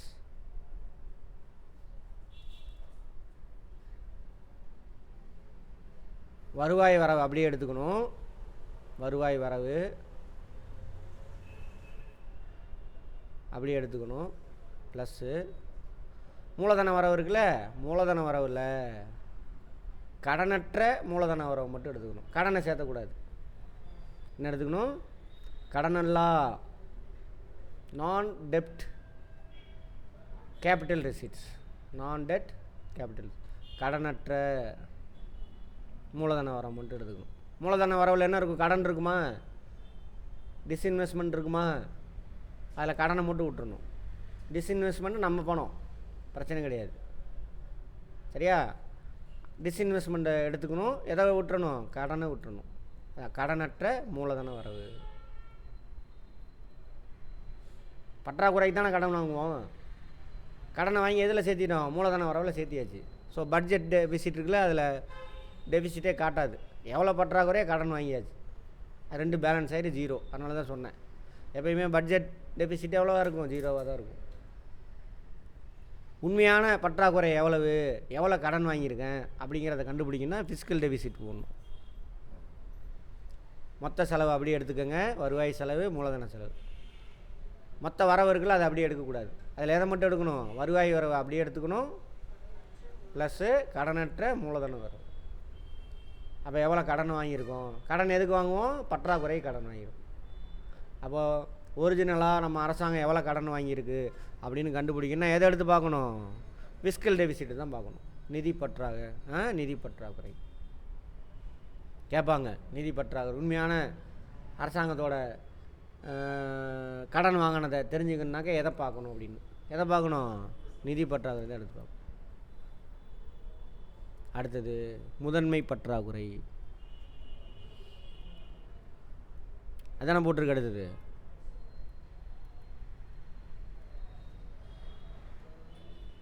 புரிஞ்சுக்கிட்டிங்கன்னா மறக்கவே மறக்காது, ஜென்மத்திலையும் மறக்காது. நான் இதெல்லாம் இந்த கிளாஸில் எடுத்து 5-6 வருஷம் ஆகுது, இப்போ தான் எடுக்கிறேன் உங்களுக்கு, ரொம்ப நாள் கழிச்சு. முதன்மை பற்றாக்குறை, பிரைமரி டெபிசிட். ஃபிஸ்கல் டெபிசிட் அப்படியே எடுத்துக்கணும்.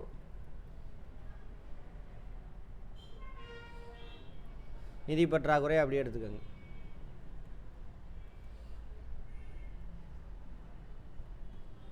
மைனஸ் நிதி பற்றாக்குறை மைனஸ்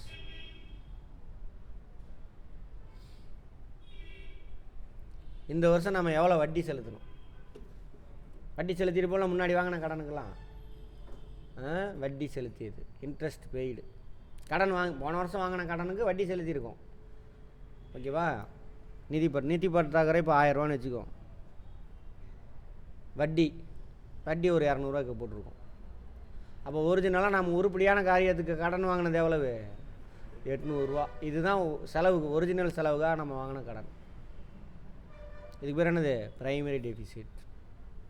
நிதி பற்றாக்குறை மைனஸ் வட்டி செலுத்தியது. இந்த வருஷம் வட்டி எவ்வளோ செலுத்த போகிறோம்? Interest paid. இப்படி 4 விதமான பற்றாக்குறை இருக்குது. வருவாய் பற்றாக்குறை இருந்தால் ரொம்ப டேஞ்சரு. சரியா?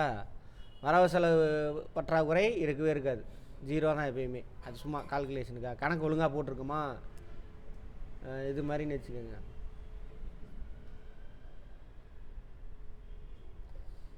மேக்ஸ் படித்தவங்க எத்தனை பேர்? சரி, மேக்ஸ்ன்ற அக்கௌண்ட்ஸ்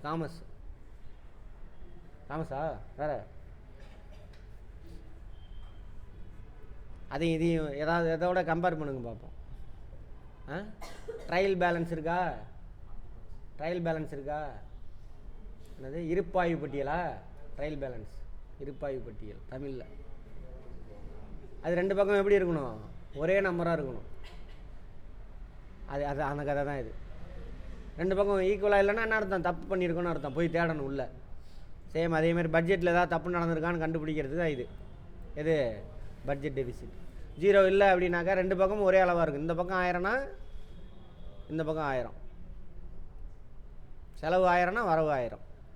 அப்படி தான் இருக்கணும். அப்படி இல்லைன்னா தப்பு, கணக்கு எங்கேயோ தப்பு பண்ணியிருக்கோன்னு அர்த்தம். அதுக்கு போடுறது தான் இது. கேட்பான், இதை கூட கேட்பான், பார்த்துக்கோங்க. ஒரிஜினலாக அரசாங்கத்துக்கு எவ்வளோ பற்றாக்குறை அல்லது ஒரிஜினலாக அரசாங்கம் எவ்வளோ கடன் வாங்கியிருக்கு அப்படிங்கிறத எதை பார்த்து தெரிஞ்சுக்கலாம்? நிதி பற்றாக்குறை. சரியா? அடுத்து முதன்மை பற்றாக்குறை. உருப்படியாக செலவு செய்கிறதுக்கு, இந்த ஆண்டு செலவுக்காக மட்டும் நம்ம எவ்வளோ வாங்கியிருக்கோம். இன்ட்ரெஸ்ட்டுக்கு வாங்கினதை விட்டுருங்க. செலவு செய்கிறதுக்காக மட்டும் எவ்வளோ வாங்கணும்? ஒன்று இன்ஃப்ராஸ்ட்ரக்சர் டெவலப்மெண்ட்டு, அது சம்பளம் கொடுக்கறதுக்கு எதுக்கு ஒன்று வாங்கியிருக்கலாம். ஓகேவா? அது எவ்வளவு படித்து பாருங்க போயிட்டு. ஓகேவா?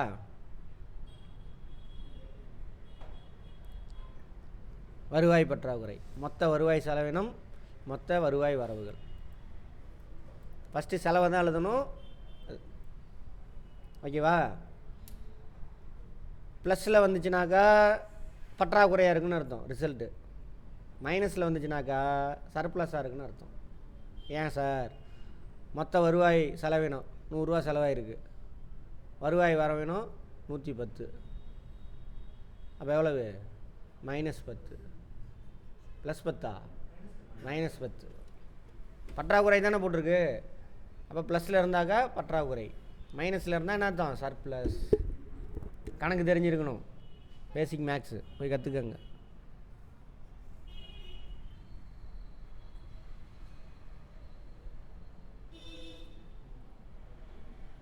greater than 0 இருக்கணும். அப்போ தான் பற்றாக்குறை.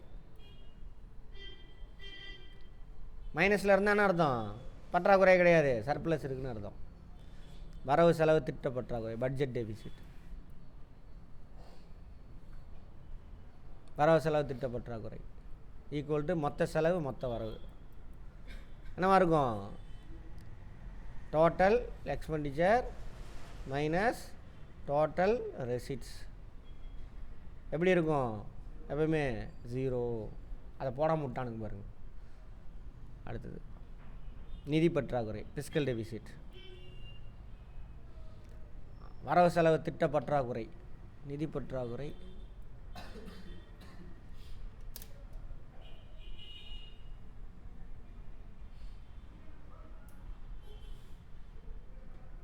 என்னடா சொல்கிறீங்க?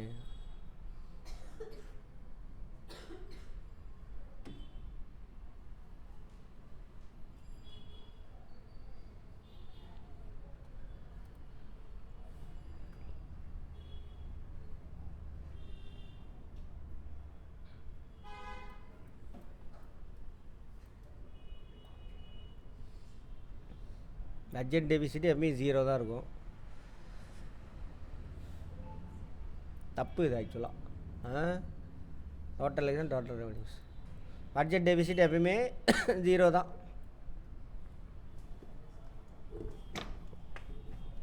தப்பு இது போட்டதே தப்பு.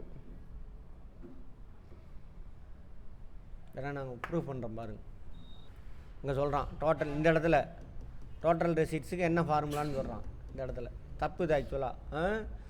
இந்த வேறு வார்த்தை யூஸ் பண்ணும். The total amount of money received by the government including revenues, capital receipts, excluding borrowings. புரியுதா? கடன் அல்லாத மூலதன வருவாய் அப்படின்னு மென்ஷன் பண்ணணும். டோட்டல் ரெவன்யூ ரெசிட்ஸு ப்ளஸ்ஸு கடன் அல்லாத மூலதன வருவாய் அப்படி தான் போடணும். அதான் கரெக்டு. லூசுத்தனமாக போட்டிருக்கானுங்க அவனுங்க. இங்கே பாருங்கள், இவன் அதுக்கு மேலே போட்டு வச்சுருக்கிறான். Budget deficit plus budget deficit எப்பயுமே 0 தான். எங்கே போய் சொல்கிறது? புக்கு, கவர்மெண்ட் புக்கு எப்படி இருக்குது பாருங்கள், விளங்கிடும்.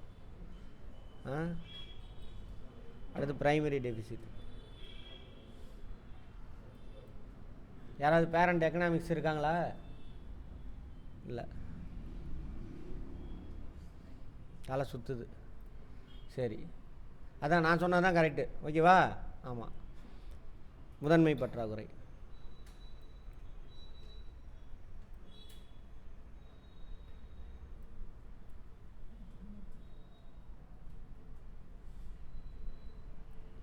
அதான் பண்ணிட்டோமே. முதன்மை பற்றாக்குறை என்ன அர்த்தம்? நிதி பற்றாக்குறை, ஃபிஸ்கல் டெபிசிட்டு மைனஸ் வட்டி செலுத்துறது. அவ்வளோதான். கூட்டமைப்பு நிதி இதெல்லாம் தேவையில்ல, விட்டுருங்க. 3 விதமான அரசாங்கம் இருக்குது நம்மக்கிட்ட. ஆமாவா? மத்திய பட்டியல், மாநில பட்டியல், இணைப்பு பட்டியல் 3. அது அந்த அட்டவணை 7 தானே நேற்றே பார்த்தோமா? அதை தான் சொல்லியிருக்காங்க. அதில் ஒன்றிய அரசாங்கம் 100 இனங்களுக்கு செலவு பண்ணணும். மாநில அரசாங்கம் 61. 2 பேர் சேர்ந்து செய்கிறது 52. இந்த விஷயத்துக்கெலாம் திட்டம் இவன் தான் போடணும். 100 விஷயத்துக்கு 61 விஷயத்துக்கு இவன் செய்யணும். கம்மியாக இருக்க மாதிரி இருக்குது, ஆனால் எல்லா ஒர்க்கும் இவன் தான் பண்ணுறான் நமக்கு. அவன் தானே ஒன்றிய அரசாங்கம். இன்றைக்காவது வந்திருக்காங்க இந்த பக்கம். வெள்ளம் வந்தால் கூட எட்டி பார்க்க மாட்டேங்கிறான் பிரைம் மினிஸ்டர். அங்கே இருந்தால் அப்படியே ஆமாம். அப்போ மங்கி பார்த்து கிங்கி பார்த்துன்னு பேசுகிறான். ஆமாம், மங்கியாவது அப்பப்போ பார்க்குறோம், உடனே பார்க்கவே முடியல. சரி, இது 2 பேர் சேர்ந்து செய்யலாம். கேட்பாங்க எந்தெந்த அரசாங்கம் என்ன வேலை செய்யணும்னு சொல்லிவிட்டு எத்தனை எங்கள் கான்ஸ்டியூஷனில் எந்த இடத்துல சொல்லியிருக்காங்க. அட்டவணை 7ல் எத்தனை லிஸ்ட் இருக்குது? 3 list. Union list, state list, concurrent list. ஒன்றிய பட்டியல், மாநில பட்டியல், பொதுப்பட்டியல். ஒன்றிய பட்டியலில் மொத்தம் எத்தனை இனங்கள் இருக்குதுன்னு கேட்பாங்க. 100. மாநில பட்டியலில் எத்தனை இனங்கள் இருக்குது? 61. இணைப்பு பட்டியலில் 52 இனங்கள். எடுத்துக்காட்டு பாருங்கள். ரயில்வே, தபால், தந்தி, அப்புறம் பாதுகாப்பு, டிஃபென்ஸ் எல்லாம் அங்கே ஒன்றிய இதில் இந்த 100ல் வரும். அது மாதிரி மாநில பட்டியலில் காவல்துறை இதெல்லாம் வரும். பொதுப்பட்டியலில் வர்றது மின்சாரம், தொழிற்சங்கம், பொருளாதார சமூக திட்டங்கள், எஜுகேஷன், அதெல்லாம் பொதுப்பட்டியல். 2 பேரும் ஒத்திசைந்து செய்யணும். அதை அவனுக்கு தான் பவர் அப்படிலாம் கிடையாது. இது இவனுங்களாம் உருவாக்கி வச்சுக்கிட்டு இருக்கானுங்க.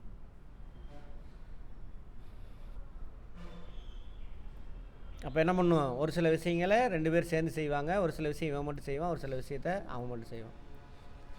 அதுக்கு என்னென்னலாம் பண்ணணும், மைய அரசின் வருவாய் மூலங்கள், ஒன்றிய அரசாங்கத்துக்கு எப்படியெல்லாம் நிதி வருது, வரி இல்லா வருமான வழிகள் பட்டியலிட்டிருக்காங்க. எதெல்லாம் வருது அப்படின்னு சும்மா கான்செப்ட் சுற்றியில் நடக்கிறது தான், ஒரு பெரிய விஷயம்லாம் இல்லை. தொழில் நிறுவனங்கள் மீதான வரி, தொழில் நிறுவனம் இருக்கு இல்லையா, கார்பரேட் டேக்ஸ் பார்த்தோம்ல, அது பணம், நாணயம், அந்நிய செலாவணி, அதில் ஏதாவது லாபம் கிடைச்சதுன்னா ஒன்றிய அரசாங்கத்துக்கு போகும். பணத்தில் லாபம் கிடைக்குமா சார்? கிடைக்கும். இப்போது 2000 நோட்டு அச்சு அடிக்கிறான்னு வச்சுக்கோங்க, அந்த நோட்டுக்கான காஸ்ட்டு 2000 ரூபாயா? 10 ரூபாயா இருக்கும், 5 ரூபாயா இருக்கும். மிச்ச பணம்லாம் லாபம். ஓகேவா? அது ரிசர்வ் பேங்க்கு போங்க, ரிசர்வ் பேங்க்கிட்ட அவன் பிடிங்குவான். அடுத்தது அந்நிய செலாவணி, ஃபாரின் கரன்சி இருக்குல்ல, அதை பற்றி லைட்டாக பார்த்தோமா. ஒருத்தர் எக்ஸ்போர்ட் பண்ணாக்கா நமக்கு என்ன கிடைக்கும், வெளிநாட்டு பணம் கிடைக்கும், வளர்ச்சி அடைஞ்ச நாட்டோட பணம் கிடைக்கும். இன்னொருத்தர் இம்போர்ட் பண்ணால் என்ன பண்ணுவான், இந்த பணத்தை வாங்கிக்கிட்டு நம்ம ஊர் காசை கொடுத்து வெளிநாட்டு காசை வாங்கி அதை எடுத்துகிட்டு போய் தான் என்ன பண்ண முடியும், இம்போர்ட் பண்ண முடியும். அப்போ இந்த வாங்கிறது விற்கிறது இருக்குல்ல, அந்நிய செலாவணியை, அதில் லாபம் கிடைக்கும். அதெல்லாம் சுங்க வரி, ஏற்றுமதி வரி, ஏற்றுமதி இறக்குமதி ரெண்டுமே சுங்க வரினாக்கா கஸ்டம் டியூட்டி. யாருக்கு போகும் கேட்பாங்க, 4 கொடுத்துட்டு 3 ஒன்றிய அரசாங்கத்துக்கு கிடைக்கக்கூடிய வரி, 1 மாநில அரசாங்கத்துக்கு கிடைக்கக்கூடிய வரி. இதில் எது மாநில அரசாங்கத்துக்கான வரின்னு கேட்பான். புரிஞ்சிட்டே வாங்க. புகையிலை மற்றும் இந்தியாவில் உற்பத்தி செய்யும் ஏனைய பொருட்களுக்கான கலால் வரி,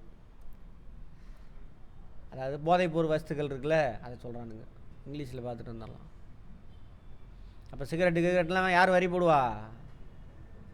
சிகரெட்லாம் புகையிலை தானே. சிகரெட்டு, அப்புறம் என்னது அந்த புகையிலை, இந்த புகையிலை சம்மந்தமான பொருள், அப்புறம் என்னது ஆன்ஸு சொல்லுங்கள், கூலிப்பு, அதெல்லாம், கஞ்சா, அதெல்லாம், tobacco and certain goods manufacture or producer in India. ஓகேவா? அதெல்லாம் அவன் தான் போடுவானுங்க வரி. வேளாண்மை நிலங்கள் தவிர்த்த பண்ணை வரி, விவசாயம் இல்லாத, எதை சொல்கிறான்னு தெரில எனக்கு, விவசாயம் இல்லாத இது, விவசாயத்துக்கான வரியெல்லாம் வந்து மாநில அரசாங்கத்துக்கு போகும். Estate duty in respect of property other தான் அக்ரிகல்ச்சர் லேண்ட், எஸ்டேட் டியூட்டி. அதை நான் என்னென்னு கரெக்டாக பார்த்து சொல்கிறேன் எது அப்படின்ட்டு. நீதிமன்றங்கள் விதிக்காக மத்திய பட்டியலில் உள்ள இதர கட்டணங்கள், அதாவது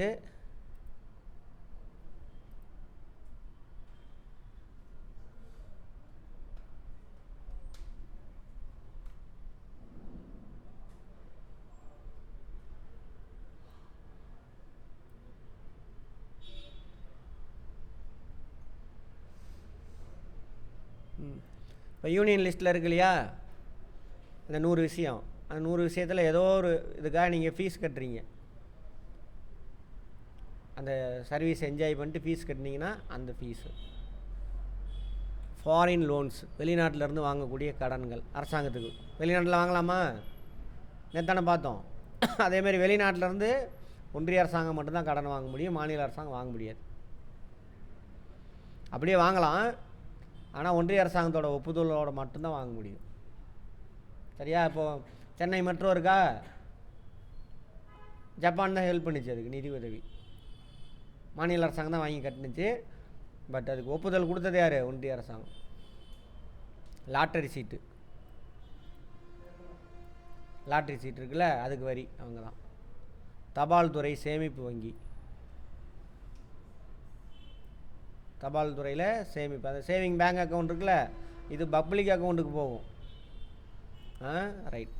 தொலைத்தொடர்பு துறையின் வருவாய், கம்யூனிகேஷன் இருக்குல்ல, ஏன்னா ஒரு நாள் இப்போ என்ன 5G போயிட்டுருக்கா, அந்த பணம்லாம் அங்கே தான் போகும். மத்திய அரசுக்கு சொந்தமான சொத்து ஏதாவது இருக்குதுன்னு வச்சுக்கோங்க, வாடகைக்கு விட்டுருக்கான், பில்டிங் இருக்குது தேவையில்லை வாடகைக்கு விட்டுருப்பான், அந்த வருமானம். மத்திய அரசின் பொது கடன், அரசாங்கம் என்ன பண்ணலாம், கடன் வாங்கலாம்ல மக்கள்கிட்ட இருந்து. அப்புறம் ரயில்வேல லாபம் கிடைச்சா மாற்றுச்சீட்டு, காசோலை, உறுதிமொழி பத்திரம், வில்லை கட்டணம், பாண்டு பத்திரம்லாம் வாங்குகிறோம்ல, காமிச்சேன் அன்றைக்கி. இந்த பத்திரம் இதில் வரக்கூடிய காசெல்லாம் அங்கே தான் போகும். வேலை வெட்டியிருக்கா வந்து அச்சடித்து கொடுப்பான் பத்திரம். அப்புறம் மாற்றுச்சீட்டு, டிடி சொல்கிறான்னு நினைக்கிறேன், செக்கு, அதெல்லாம் ஏதாவது டேக்ஸ் வாங்கினானுங்கன்னா அதுக்கு. இந்திய ரிசர்வ் வங்கிக்கு வருமானம் கிடைக்கிதில்ல, அதெல்லாம் வருமான வரி. வேளாண் தரித்து இன்கம் டேக்ஸ், விவசாயத்துக்கு மட்டும் இன்கம் டேக்ஸ் கிடையாது, மற்ற எல்லாத்துக்கும் இருக்குல்ல அது.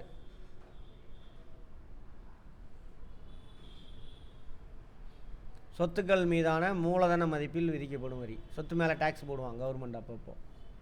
அது அதில் விவசாயம் தவிர்த்து மற்றதெல்லாம்.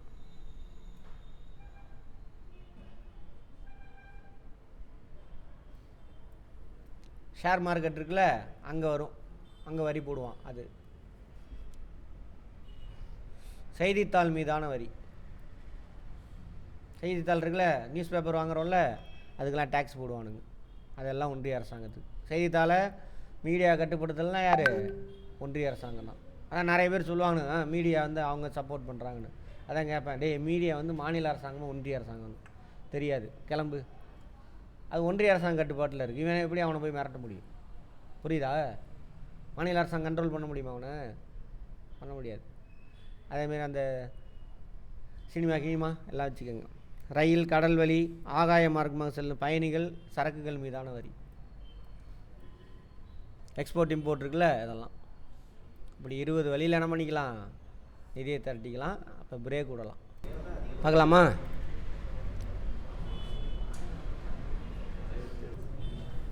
அது மாதிரி மாநில அரசாங்கத்துக்கான வரி எந்தெந்த வரிலாம் போட்டுக்கலாம் அப்படிங்கிறது. தலைவரி, ஒரு ஆளுக்கு நம்ம வாழணுன்னாக்கா இந்த மாநிலத்தில் வாழணும்னா நம்ம மேலே வரி போடலாம் ஒவ்வொரு ஆளுக்கும்.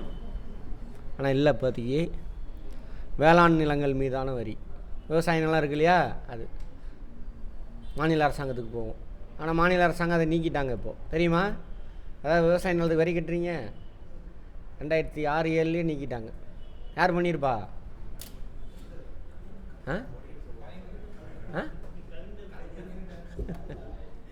இனியா எல்லாருக்கும் அதே பேர் வருது, ஆனால் திருடன்றானுங்க. எனக்கு புரியல. மது, போதைப் பொருள் மீதான கலால் வரி, எக்ஸைஸ் டியூட்டி, பண்ணை வரி, விவசாய நிலங்கள் இருக்கு இல்லையா அது மேலே. அதாவது விவசாய நிலத்தில் பண்ணை வீடெல்லாம் கட்டியிருக்காங்களா அது. நீதிமன்றங்கள் விதிக்காக மாநில பட்டியலில் உள்ள இதர கட்டணங்கள், நீதிமன்றத்தில் ஏதாவது பணம்லாம் கட்டுறாங்களா அதுவாக இருக்கும். நில வருவாய், மத்திய பட்டியலில் இல்லாத ஆவணங்களுக்கான வில்லை கட்டணம், மத்திய பட்டியல் இருக்குல்ல அந்த 100, அது இல்லாமல் மற்ற ஏதாவது ஸ்டாம்ப் டியூட்டிலாம். வேளாண் வருமான வரி, விவசாயம் வருமான வரி வேணால் இவங்க போட்டுக்கலாம், விவசாயி கட்டுற மாதிரி. ஆனால் கிடையாது, தமிழ்நாட்டு கிடையாது, வேறு மாநிலத்தில் இருக்கா இல்லையான்னு தெரில. நிலம் மற்றும் கட்டிடங்கள் மீதான வரி, பில்டிங்லாம் போடுறாங்கள்ல, அது கார்பரேஷன் கொடுத்துட்றாங்க. கனிம வளங்கள் எடுப்பதற்கான உரிமை வரி, கனிம வளத்தெல்லாம் வெட்டி எடுக்கிறாங்கல்ல, அதுக்கு வந்துட்டு வெட்டி எடுக்கிறவன் என்ன பண்ணணும், கவர்மெண்ட்டுக்கு பணம் கட்டுவான். மணல் அள்ளுறதுலேருந்து, பாறை உடச்சி எடுக்கிறதுலேருந்து, நிலக்கரி எடுக்கிறதுலேருந்து கவர்மெண்ட்டுக்கு வரி கட்டணும். அதுதான் இப்போ அவனுக்கு மாற்றிட்டானுங்க. கனிம வளங்களை ஏலம் விடுறது ஒன்றிய அரசாங்கமே பார்த்துக்கும் அப்படின்னு சட்டத்தை மாற்றி ஏலம் விட்ருக்கானுங்க. எது, அரிட்டாப்பட்டி. அதுக்கு தலையாட்டிட்டு வந்தது, பாட்டு பாடிட்டு வந்தது யார்? இந்த குரூப்பு. எந்த குரூப்பு? உங்கள் குரூப்பு தான், புரட்சி. ஆமாம். மின்சார நுகர்வு விற்பனைக்கான வரி, மின்சாரத்து மேலே என்ன பண்ணலாம், வரி போடலாம். அது நீங்கள் நம்ம கட்டுறதுலாம் மின்சார கட்டணம், அது மேலே டேக்ஸ் வேணால் போட்டுக்கலாம். சரியா? ரைட். உள்ளூர் பகுதியில் நுகர்வு விற்பனை பொருளுக்கான நுழைவு வரி. இப்போ சேலம் சிட்டிக்குள்ளே வண்டி நுழையுதுன்னு வச்சுக்கோங்க, அங்கே டேக்ஸ் போடலாம். செய்தித்தாள் தவிர்த்த இதர பொருட்கள் மீதான விற்பனை வரி. செய்தித்தாள் மேலே யார் தான் போடணும்? ஒன்றிய அரசாங்கம். அதான் சேல்ஸ் டேக்ஸ். இது ரெண்டுமே சேல்ஸ் டேக்ஸ். இது நுழைவு வரி என்ட்ரி டேக்ஸு, இது சேல்ஸ் டேக்ஸ்.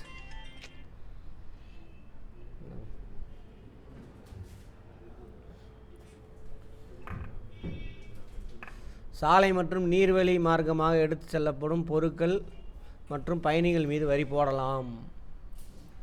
ஆனால் கிடையாது, தமிழ்நாட்டில் கிடையாது. வாகன வரி. வண்டி வாங்கும்பொழுது டேக்ஸ் கட்டுறோமா? ரோட் டேக்ஸ்னு கட்டுறோம்ல, அது. விலங்குகள் படகுகள் மீதான வரி. போட்டெல்லாம் வச்சுருக்காங்கல்ல கடற்கரை ஓரத்தில் அல்லது இந்த டேமில் ஆற்றில், அதெல்லாம். அப்புறம் விலங்கு கூட டேக்ஸ் போடலாம். ஆமாம், என்ன சிரிக்கிறீங்க? போட்டுக்கலாம், தேவைப்பட்டால். மாநில அரசாங்கம் கிடையாது, ஆனால் விருப்பப்பட்டால் போட்டுக்கலாம். இதெல்லாம் உங்களுக்கு பவர் கொடுத்துட்டாங்க. ஆமாம், அது மாதிரி சென்னையிலேயே எங்கேயோ டேக்ஸ் போட்டாங்க இப்போ ரீசெண்டாக. ஏன்னா அந்த மாடு வளர்க்குறத அங்கே தவிர்க்கணும் அப்படின்னு சொல்லிட்டு. விலங்குகள் ஓகே. வியாபாரம் தொழிலாளர் மீதான தொழில் வரி. அதாவது எல்லாருமே கட்டுவாங்க இதை.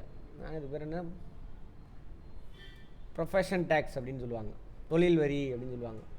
எல்லோரும் கட்டுவாங்க. அது கார்பரேஷன் கொடுத்துட்டாங்க, அதை அது வாங்கிக்கலாம். வியாபாரம் மற்றும் தொழிலாளர் மீதான தொழில் வரி. இந்த கவர்மெண்ட் எம்ப்ளாயெலாம் பாருங்கள், 3 மாதத்துக்கு ஒரு தடவை கட்டிக்கிட்டு இருக்காங்க. இப்போது கட்டுவாங்க. அதெல்லாம் மாநில அரசாங்கம் போட்டுக்கலாம். பொழுதுபோக்கு சூதாட்டம் மீதான வரி. சரியா? சாலை சுங்க கட்டணம். டோல்கேட்டு போட்டு வசூலிச்சிக்கலாம், அந்த சாலையை பயன்படுத்துறதுக்காக. டோல்கேட் இதெல்லாம் மாநில அரசாங்கம் போட்டுக்கலாம். இவங்களும் போட்டுக்கலாம். நீ ஸ்டேட் ரோடு இருக்குல்ல, ஸ்டேட் ஹைவேலாம் இருக்குல்ல, அங்கே டோல்கேட்டு போட்டு வசூலிச்சிக்கலாம். ஓகேவா? அது நேஷ்னல் ஹைவேல தான் அவன் ஒன்றிய அரசாங்கம் வசூலிக்குவான். அதுவும் ப்ரைவேட்டுகிட்ட கொடுத்தாச்சு. ஸ்டேட் ரோடு இருக்குல்ல, அதை இவன் தானே மெயின்டைன் பண்ணுறான், அது போட்டுக்கலாம். இதெல்லாம் வந்துட்டு பண்ணிக்கலான்னு இருக்குது. இப்போ அடுத்தது சரத்து 269 ஆர்டிகல் 269 மத்திய அரசால் ஒன்றிய அரசாங்கம் விதிக்கும் மாநிலங்களுக்கு ஒதுக்கக்கூடிய வளங்கள். அவன் தான் வரி போடுவான், அதை வாங்கி மாநிலங்களுக்கு பிரித்து கொடுப்பாங்க. விவசாய நிலம் தவிர்த்த இதர சொத்துக்கள். பண்ணை வரி. இதெல்லாம் வந்து சோர்ஸு சொல்லியாச்சு. சட்டம் என்ன சொல்லுதுன்னு இப்போ திரும்ப சொல்கிறான். அரசியலமைப்பு சட்டத்தில் தான் சொல்லணும், அதைப்படி.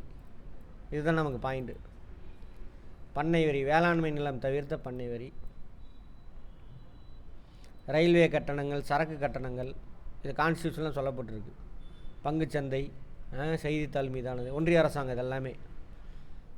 ரயில், கடல் வெளி மற்றும் ஆகாய மார்க்கம் செல்லும் பயணிகள் சரக்குகள் மீது. அங்கேயே பார்த்தோம்லாம் சோர்ஸ் அது, அதை கூட விட்டுருங்க, இதை பிடிச்சிக்கங்க. இதுதான் மெயின். லூசுத்தனமாக கொடுத்து வச்சுருக்கிறாங்க. மாநிலங்களுக்கு இடையான பண்டங்கள் விற்பனை பார்த்தோமா?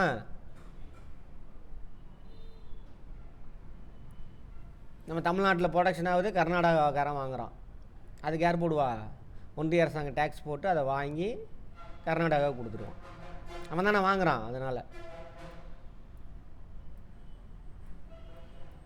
பாருங்கள், இது வந்துட்டு மத்திய அரசாங்கம் விதிப்பான், மத்திய அரசாங்கம் தான் வாங்குவான், மாநிலங்களுக்கிடையே பிரிச்சுக்குவான். இது பார்த்திங்கன்னா மத்திய அரசாங்கம் தான் எவ்வளோ பர்சன்டேஜ்னு விதிப்பான், அந்தந்த மாநில அரசாங்கம் வசூல் பண்ணிக்குவாங்க. 268 ஆர்டிக்கல். இது ஆர்டிக்கல் 269. ஃபஸ்ட்டு இதை தான் சொல்லியிருக்கணும். வில்லை கட்டணம், ஸ்டாம்ப் டியூட்டி இருக்குல்ல, ஸ்டாம்பு வாங்குறதெல்லாம், சுங்கவரி, எக்ஸைஸ் டியூட்டி, மருத்துவ கழிவறை மீதான வரி. ஹாஸ்பிட்டல்லாம் நினச்சிக்கிட்டு இருக்கிறோம், அவன் அந்த கழிவெல்லாம் டிஸ்போஸ் பண்ணுறதுனால ஹாஸ்பிட்டலுக்கெலாம் டேக்ஸ் போடுறாங்க. அது டேக்ஸ் போடுறது யார்? ஒன்றிய அரசாங்கம். ஒன்றிய அரசாங்கம் விதிப்பாங்க. எது? ஸ்டாம்ப் டியூட்டி, சுங்கவரி, மருத்துவ வரி, கழிவறை மீதான வரி. ஒன்றிய அரசாங்கம் விதிக்கும், மாநில அரசாங்கம் வாங்கிக்கும். ஓகேவா? அதே யூனியன் பிரதேசம் இருக்குல்ல, யூனியன் பிரதேசம்னா யாரோடது? ஒன்றிய அரசாங்கத்துடைய நிலப்பகுதி. அதை அவனே வாங்கிக்குவான், அவனே விதித்து அவனே வாங்கிக்குவான். அங்கே மாநில அரசாங்கம் கிடையாது. அடுத்தது மத்திய அரசால் விதிக்கப்பட்டு வசூலிக்கப்பட்டு மாநிலங்கள் மற்றும் யூனியன் பிரதேசங்களுக்கு பகிர்ந்தளிக்கக்கூடிய வரி. புரியுதா? இதை ஃபஸ்ட்டு ரெண்டை தூக்கி போட்டுருங்க. இதுதான் நமக்கான சட்டம். இது சோர்ஸு. ஆக்சுவலாக இதுதான் நம்ம வசூலிக்கிறாங்க. மத்திய அரசால் விதிக்கப்பட்டு மாநிலங்களுக்கு ஒதுக்கக்கூடிய மத்திய அரசாங்கமே வசூலித்து பிரிச்சுக்குவாங்க. ஓகேவா? அதே இது மத்திய அரசால் விதிக்கப்படும், வசூலிக்கிறது யார்? மாநில அரசாங்கம். இதெல்லாம்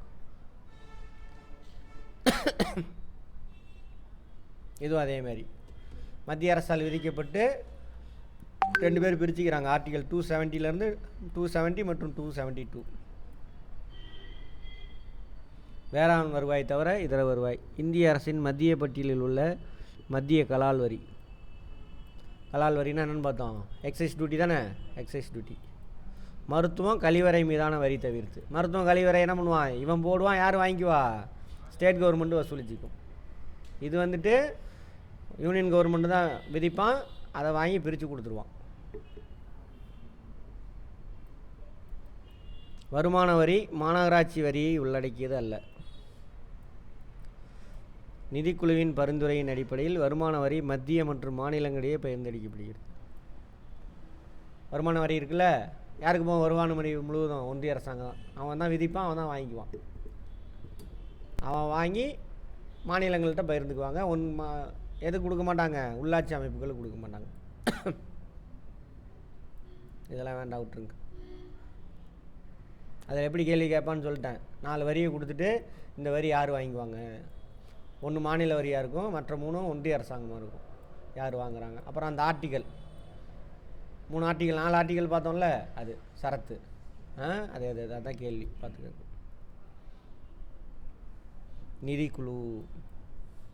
நிதிக்குழுவை பற்றி ஆர்டிகல் 280 சொல்லுது. இந்திய அரசியலமைப்பு சட்டம் article 280.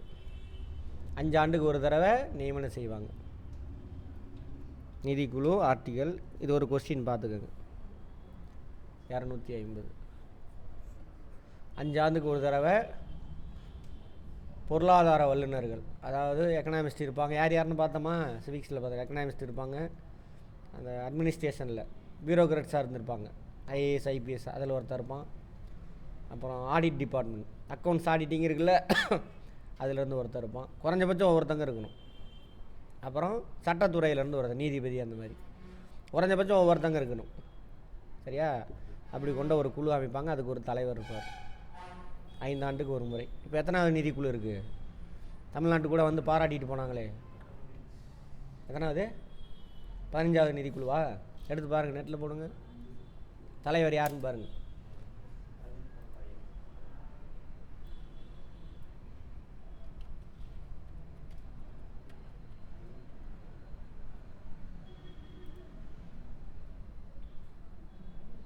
Aravind Panagariya, 16th finance commission of India. 15 கிடையாது, 16th. யார் தலைவர்? அரவிந்த் பனகாரியா. அவரோட பீரியடு ஏப்ரல் 1 ஸ்டார்ட் ஆகுது. முன்னாடியான அப்பாயின்மெண்ட் பண்ணிட்டாங்க. அதுக்குள்ளே ஆய்வு செஞ்சு அறிக்கை இவங்க கொடுக்கக்கூடிய ரெக்கமெண்டேஷனை 2026 கவர்மெண்ட் ஃபாலோ பண்ணும். ஓகேவா? இப்போ இருக்கக்கூடிய இவங்க பார்த்தீங்கன்னா 15th இருக்கும் ஃபினான்ஸ் கமிஷன். இந்த ஃபினான்ஸ் கமிஷனை அப்பாயின்மெண்ட் பண்ணுறது யார்? குடியரசுத் தலைவர். ஒன்றிய அரசாங்கத்தில் எல்லாத்தையும் நியமனம் செய்கிறது குடியரசுத் தலைவர் தான். அதுக்கு ஒரு சேர்மன் இருப்பாங்க, அப்புறம் கொஞ்சம் பர்டிகுலர் மெம்பர்ஸ் இருப்பாங்க. இவங்களுடைய வேலை என்னது? ஒன்றிய அரசாங்கம் மாநில அரசாங்கத்துக்கு, ஏன்னா பெரும்பான்மையான நிதி யார் வாங்கிக்கிறா? டேக்ஸ் எல்லாம் ஒன்றிய அரசாங்கம். அதை மாநிலங்களுக்கு எப்படி பகிர்ந்து கொடுக்கணும் அப்படின்னு அறிவுரை கொடுப்பாங்க. யார்? இந்த ஃபினான்ஸ் கமிஷன்.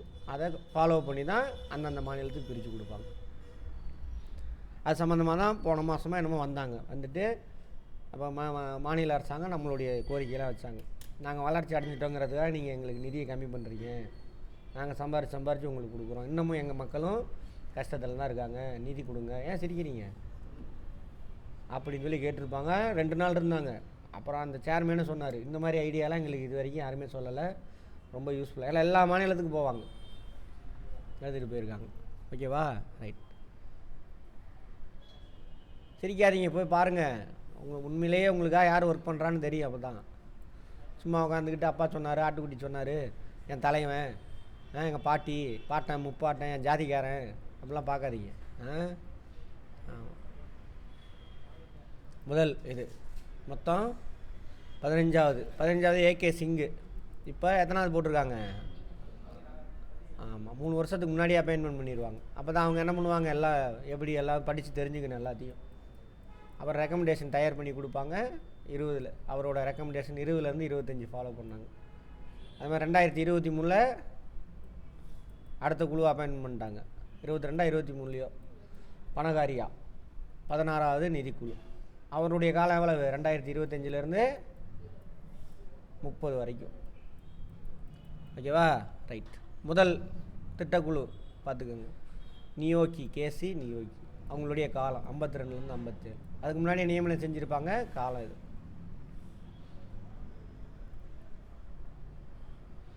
மத்திய மாநிலங்களுக்கிடையே நிதி உறவை வரையறுப்பதற்கு கதையாக புரிஞ்சுட்டு வரணும். நீங்கள் இந்த சொசைட்டி, இந்த நாடு, இந்த நாட்டுக்குள்ளே நம்ம வசிக்கிறோம், நீங்கள் ஓட்டு போட்டு தான் அவ்வளோ வரான். ஸோ லைஃபோட கம்பேர் பண்ணி புரிஞ்சுக்கிட்டே வந்தீங்க அப்படின்னா மறக்காது. நீ கொஸ்டின் அண்ட் ஆன்சராக படிச்சின்னா மறந்து போயிடும். சரியா? ஆமாம். அப்புறம் எவன் நல்ல செய்கிறான், எவன் கெட்ட செய்கிறான்னு தெரியாது. முட்டாளத்தனமாக அடுத்தவங்க போட்டு விட்ருக்கு அந்த ஸ்க்ரீனை வச்சு முடிவு பண்ணிட்டு போயிட்டே இருப்பேன். அப்புறம் வீணாக போகணும் நம்ம தான். நிதிக்குழு மத்திய மற்றும் மாநிலங்களுக்கு இடையான சமநிலையின்மையை குறைப்பதற்கும் மற்றும் மாநிலங்களுக்கிடையான சமமின்மையை குறைப்பதற்கும் முயல்கிறது.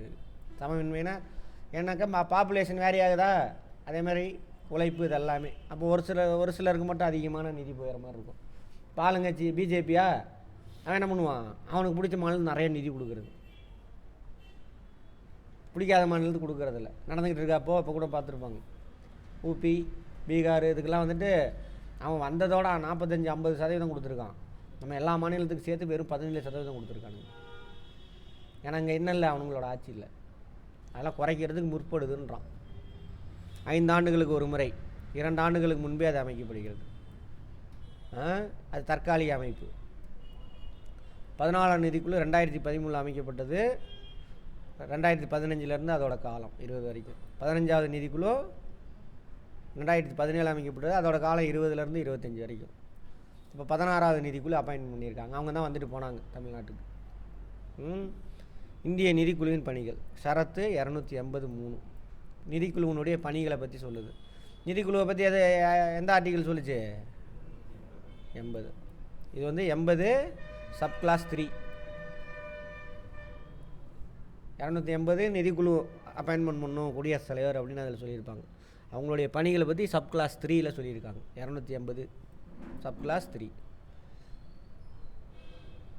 குடியரசுத் தலைவருக்கு பரிந்துரை வழங்குவாங்க. இதுதான் அவங்களோட வேலை. குடியரசுத் தலைவருக்குன்னா யாருக்கு? ஒன்றிய அமைச்சரவை. மத்திய மற்றும் மாநிலங்களுக்கிடையே நிகர வரி வருவாய்களை ஒதுக்கீடு செய்து மாநிலங்களுக்கு அவற்றிற்குரிய பங்கை பகிர்ந்தளித்தல். ஏன்னா எல்லா நிதியும் யார் வச்சுக்கிறா? எல்லா வரியும் அவன் தான் அவன் சொல்லிக்கிறான். மாநில அரசாங்கம் வரியே இல்லை, ஆனால் வேலையெல்லாம் வந்து செய்ய வேண்டியதாக இருக்குது. அப்போ அந்த மாதிரி ஓரவஞ்சனை செய்யக்கூடாதுன்னு தான் என்ன பண்ணுறாங்க, இந்த குழு பரிந்துரை கொடுப்பாங்க. இவ்வளோ நிதி கொடுங்க அப்படின்னு. இந்த நிதிக்குழு தான் சொல்லியிருக்கு என்னது, நம்ம தமிழ்நாடு மாநிலம் உங்களுடைய அந்த மாநிலத்தினுடைய ஜிடிபியில் 28% வரைக்கும் நீங்கள் கடன் வாங்கிக்கலாம் அப்படின்னு சொல்லியிருக்காங்க. ஓகேவா? சொன்னது யார்? இந்த எக்கனாமிஸ்ட் நிதிக்குழு. அதை தான் மேற்கொரு காடி நிதிக்குழு, ஒன்றிய நிதிக்குழு சொல்லி தாங்க நான் செஞ்சேன். 28 வரைக்கும் வாங்கிக்கலான்னு சொல்லிட்டாங்க. நாங்கள் 26 தான் வாங்கியிருக்கோம் இந்த வருஷம். ஸோ சேஃபர் ஜோனில் தான் இருக்கும், கம்மியாக தான் வாங்கியிருக்கோம் சொன்னாரா? பழசெல்லாம் குப்பையெல்லாம் கலட்டி எரிஞ்சிட்டு படிச்சிங்கன்னா புரியும். இதெல்லாம் இந்த சமூகம் இவங்கெல்லாம் மண்டையில் குப்பையை சேர்த்து வச்சுருக்கானுங்கள, அதெல்லாம் தூக்கி போட்டு உண்மையை பார்த்தா தெரிஞ்சும் இதெல்லாம். ரைட். மத்திய அரசு மாநிலத்துக்கு வழங்க உள்ள மானிய அளவு பற்றியும் பாருங்கள். இது வந்துட்டு மாநிலத்துக்கு பகிர்ந்து கொடுக்கணும்னு சொல்கிறாங்களா, அந்த நிதியை பற்றி பேசுகிறது. அதுக்கப்புறம் ஒன்றிய அரசாங்கம் அவனே செலவு பண்ணிக்கலாம், எதுக்கு வேணாலும் ரோடு போடுறான் இது போடுறேன்ட்டு. சரியா? அப்புறம் மாநிலத்துக்கு நிதி உதவி, எக்ஸ்ட்ரா நிதி உதவி கொடுக்குறேன். இப்போ கூட சொல்லியிருப்பாங்களே, ஆந்திராவுக்கு நிதி உதவி எக்ஸ்ட்ரா தரோம் அப்படின்னு சொல்லிட்டு. அதெல்லாம் வந்து மானியம். ஒன்றிய அரசாங்கமாக பார்த்து மாநில அரசாங்கத்துக்கு எக்ஸ்ட்ரா நிதி கொடுப்பாங்க. அதான் மானியம், சப்சிடி. அது எவ்வளோ கொடுக்கணும் என்ன அப்படின்னு சொல்கிறாங்க. தரத்து 275 சப் கிளாஸ் 1. மற்றும் மானியம் பெறுவதற்கு மாநில அரசு தகுதி கொடுத்து எந்தெந்த மாநிலத்தில் மானியம் கொடுக்கலாம், சப்சிடி கொடுக்கலாம் அப்படின்னு சொல்கிறது இது 275 சொல்லுது. அது சம்மந்தமாக உறுதிப்படுத்தணும். இந்தந்த மாநிலத்தில் நீங்கள் சப்சிடி கொடுக்கலாம். வரி பகிர்வு பாருங்கள்.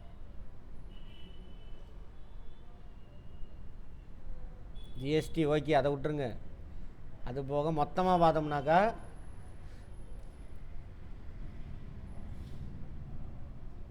இது பழைய கதை, அதை விட்டுருங்க. மொத்த வரி வசூலிக்கிறதுல 58% ஒன்றிய அரசாங்கத்துக்கு போயிடுது. மாநில அரசாங்கங்களுக்கு 42% தான். இன்னும் நிறையா பிரித்து பார்த்தோம்னா அதிகமாக இவனுக்கு தான் போகுது. ஜிஎஸ்டியில் ஆளுக்கு பாதி எடுத்துக்கிறாங்க. பாதியும் போயிடுது. நேரடி வருவாய் எல்லாமே அவன் தான் எடுத்துக்கிறான். எது இன்கம் டேக்ஸ்லாம் இருக்குல்ல, அதெல்லாமே அவன் தான் எடுத்துக்குவான். ஆனால் வேலை ஒன்றும் செய்ய மாட்டாங்க. சரியா? உண்மையான கூட்டாட்சியே கிடையாது. இது ஏதோ ஏமாத்துறானுங்க. நல்ல திடமான நிதியை நிலைநாட்டும் வண்ணம் இந்திய குடியரசுத் தலைவரால் பார்வை கொண்டு செல்ல வேண்டிய விவரங்கள். அதாவது ஒன்றிய அரசாங்கம் மாநில அரசாங்கம்லாம் தங்களுடைய நிதியை எப்படி மேம்படுத்திக்கணும். இதே நிதிக்குழு தான், நிதி ஆயோக நிதிக்குழு தான் உள்ளாட்சி அமைப்புலாம் தமிழ்நாட்டில் நீ என்ன பண்ண மாட்டேங்கிற, டேக்ஸை அதிகப்படுத்த மாட்டேங்கிற, ஏற்றுறான்னு சொல்லிட்டு போன அறிக்கை விட்ருக்கான், சுற்றறிக்கை போன தடவை. நல்லா பாருங்கள், சேலம் சிட்டிலாம் என்ன பண்ணியிருப்பாங்க, டேக்ஸ் அதிகப்படுத்தி வாங்கியிருப்பாங்க. கடன் நிவாரணம், மாநிலங்களுக்கு வழங்குகின்ற இயற்கை சீற்றத்துக்கான நிதி, துணை ஆயத்தீர்வைகள், சர்சார்ஜ், இதெல்லாம் வந்து என்ன பண்ணுவோம், ரெக்கமெண்டேஷன் கொடுப்பாங்க. நிதி சம்மந்தமாக நிதியை நல்லா வச்சுக்கிறதுக்கு ரெக்கமெண்ட் பண்ணுவாங்க. அவ்வளோதான். இதோட ஒன்றிய அரசு மாநில அரசாங்கத்தை பற்றி முடிஞ்சிச்சு. அடுத்த முக்கியமான ஆள் யார்? உள்ளாட்சி அமைப்பு. உள்ளாட்சியில் எத்தனை வகை இருக்குது? 3 வகையா? 2 வகை. நகர உள்ளாட்சி, கிராம உள்ளாட்சி. அந்த ஊரில் உள்ள மக்களே அவங்கள ரெப்ரசன்டேட்டிவ் தேர்ந்தெடுத்து அந்த ஊரில் உள்ள தேவையை பூர்த்தி செய்வாங்க. அதுக்கு நிதி அவங்களும் ஒரு சில வரியை வசூலிச்சுக்குவாங்க. மாநில அரசாங்கம் போடுற திட்டத்து மூலிமா வரி கிடைக்கும். மாநில அரசாங்க திட்டம்லாம் அவங்க மூலியம் தான் செயல்படுத்துவாங்க. இப்போ வீடு கட்டும் திட்டம் உள்ளாட்சி அமைக்கிட்ட சொல்லிடுறான், யோ உங்கள் ஊரில் எவ்வளோ இடம் இருக்குது, இப்படி அந்த இடத்தெல்லாம் சும்மா கிடக்கிற நிலத்தெல்லாம் பறி, நிலம் இல்லாதவனுக்கு கொடு, வீடு கட்டி கொடு, லிஸ்ட் அனுப்புமா, இவன் தான் அனுப்புவான் அந்தந்த ஊர்லேருந்து. அப்புறம் அதேமாதிரி ஒன்றிய அரசாங்கம் அதேமாதிரி நிதி ஊராட்சிக்கு பயன்படுத்துகிறாங்களா, ஊராட்சி நகரத்துக்கெலாம் செயல்படுத்துகிறாங்களா அந்த திட்டம். இப்போ சேலத்துக்கா ஸ்மார்ட் சிட்டி திட்டம்னு சொல்லிட்டு பணம் கொடுத்தானுங்களா, அவங்க தான் கொடுத்த நிதி தான் இது. அது வந்து செஞ்சா உருப்படியாக வேலை, அதெல்லாம் 2வது. ஆனால் ப்ராப்பராக அப்படி தான் நடக்கணும்.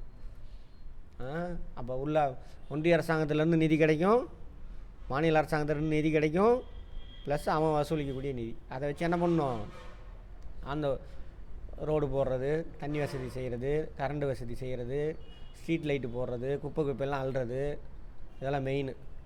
அப்புறம் எக்ஸ்ட்ரா நகரமாக இருந்தாக்கா பூங்காக்கள் அமைக்கிறது, கிராமமாக இருந்தாக்கா மேய்ச்சல் நிலம் அமைக்கிறது, நகரமாக இருந்தால் ஆடு மாடெல்லாம் வெட்டுறதுக்கான இடம் அமைச்சு பராமரிக்கிறது, கிராமம்னா ஆடு மாடு மேய்க்கிறதுக்கான மேய்ச்சல் நிலத்தை பராமரிக்கிறது.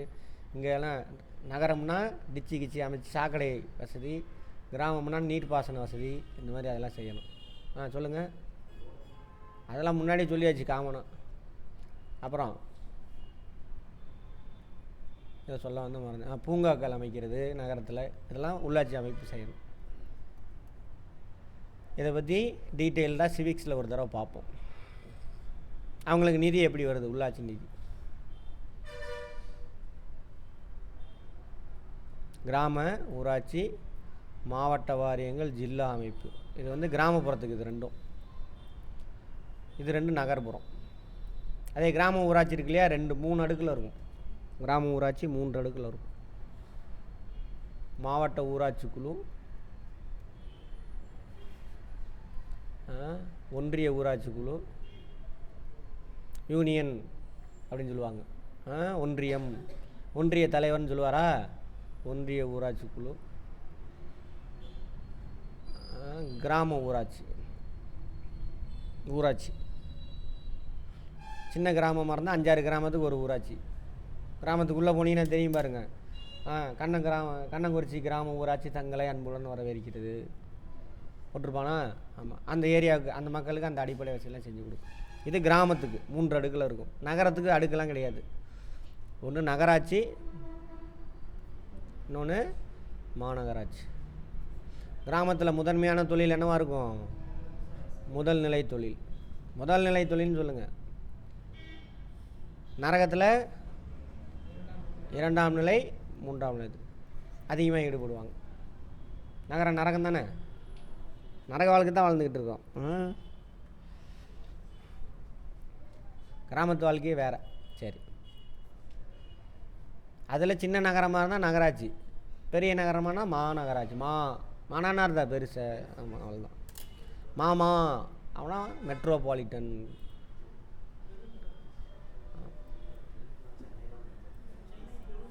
அதான் மாமா மெட்ரோபாலிட்டன்.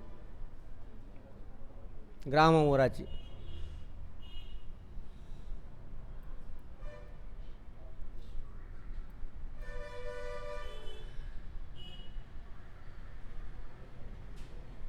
பஞ்சாயத்து ராஜ்னு சொல்லுவாங்க. சரியா? ஒரு ஊராட்சியோட எல்லை விவகார இல்லை, ஏரியா ஆஃப் ஆப்ரேஷன் எப்படி வேணாலும் வச்சுக்கோங்க. சரியா? அதை எப்படி சொல்கிறாங்க? பெரிய கிராமமாக இருந்தால் ஒரு கிராமம் அல்லது 2 கிராமம், அல்லது ரொம்ப சின்ன சின்ன கிராமம்னா 4-5 கிராமம் சேர்ந்து அதான் போட்டிருக்காங்க. கேட்பாங்க, பார்த்துக்கோங்க. பணிகள்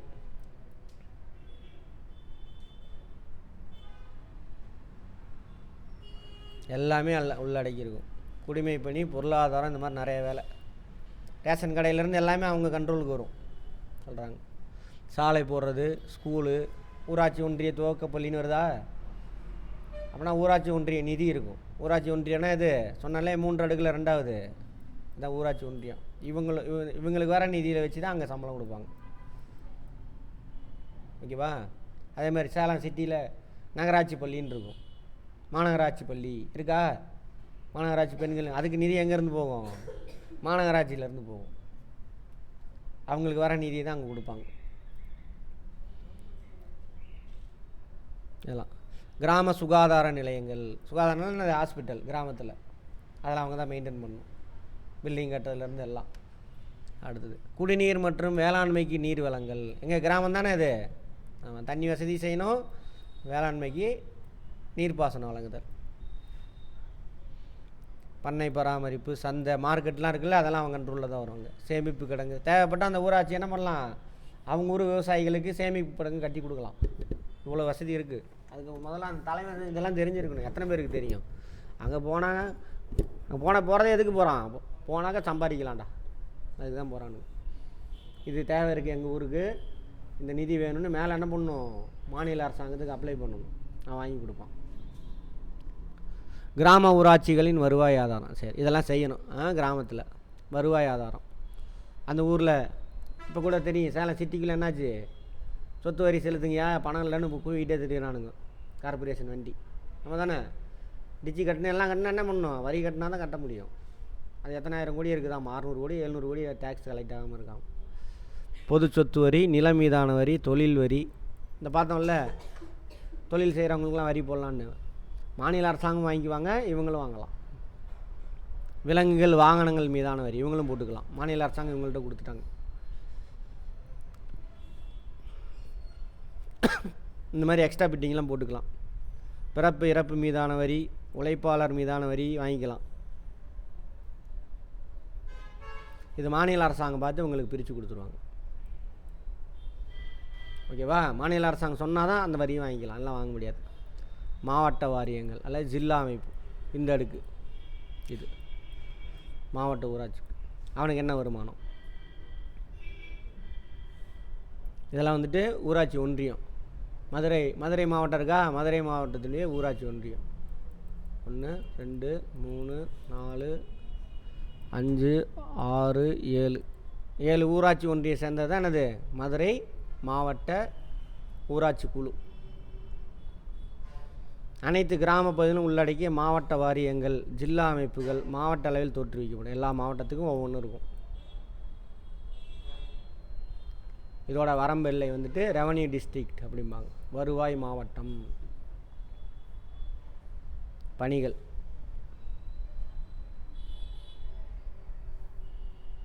கிராம ஊராட்சிக்கு உதவி செய்யணும். வளர்ச்சி திட்டங்களை நடைமுறைப்படுத்துது செய்வாங்க. கிராம ஊராட்சி பார்த்தோம்னா இவங்களுக்கு ஹெல்ப் பண்ணணும். இப்போ பெரிய ப்ராஜெக்டாக 4-5 கிராமத்தை சேர்ந்து 4-5 ஊராட்சி சேர்ந்து ரோடு போடணும், அதெல்லாம் இவன் தான் எடுப்பான். அதே மாதிரி இப்போ மேட்டூர்லேருந்து ஆத்தூருக்கு தண்ணி வசதி எடுத்துகிட்டு போகிறாங்க, பெரிய ப்ராஜெக்ட். அது யார் செய்வா? அவன் தான் செய்வான். அந்த ஊராட்சி செய்ய முடியாது. மாவட்ட வாரியங்களுக்கான வருவாய் ஆதாரங்கள் மாநில அரசிடமிருந்து மானியம் வாங்குவாங்க. நிலத்தீர்வைகள் ஏதோ சர்சார்ஜ் வாங்கலாம் போல் இருக்குது, சுங்க கட்டணம், எக்ஸைஸ் டியூட்டி வேணால் வாங்கிக்கலாம் அப்படின்றாங்க. ஆனால் அதெல்லாம் போடுறதில்ல. இப்போ மாநில அரசிடமிருந்து பெறக்கூடிய கடன்கள், சொத்துலேருந்து பெறக்கூடிய வருமானம். சொத்துனா ஊராட்சி ஒன்றியத்துக்கு அந்த மாவட்ட அரசாங்கத்துக்கு சொந்தமான சொத்து இருக்கு இல்லையா, அதிலேருந்து வரிகிரி வந்துச்சுன்னா அது. அதே மாதிரி மத்திய அரசுக்கிட்டேருந்து வரக்கூடிய திட்டங்கள், பொருட்காட்சி இதெல்லாம் நடத்துகிறாங்களோ அதுலேருந்து கிடைக்கக்கூடிய வருமானம். மாநில அரசாங்கம் ஒத்துக்குச்சுன்னா எந்த டேக்ஸ் வேணாலும் போட்டுக்கலாம். நகராட்சி, நகரம், நகர்ப்புறங்களில் துப்புரவு, பொது சுகாதாரம். துப்புரவுனா என்னது? எல்லாம் க்ளீன் பண்ணி வைக்கிறது. பொது சுகாதாரம்னா என்னது? ஹாஸ்பிட்டல், சாலை, விலங்குகள், குடிநீர் விநியோகம், சாலை தூய்மைப்படுத்துதல், பூங்காக்கள் பராமரித்தல், சுகாதார நிலையங்கள், கால்நடை மருத்துவமனைகள், பாதாள சாக்கடை எல்லாம் செஞ்சு கொடுக்கணும். தொடக்க கல்வி வசதி, பொருட்காட்சி எல்லாம் கார்பரேஷன் தான் நடத்துகிறாங்க. இங்கே எல்லாம் மாநில அரசாங்கம் நிதி உதவியோடு செய்வாங்க.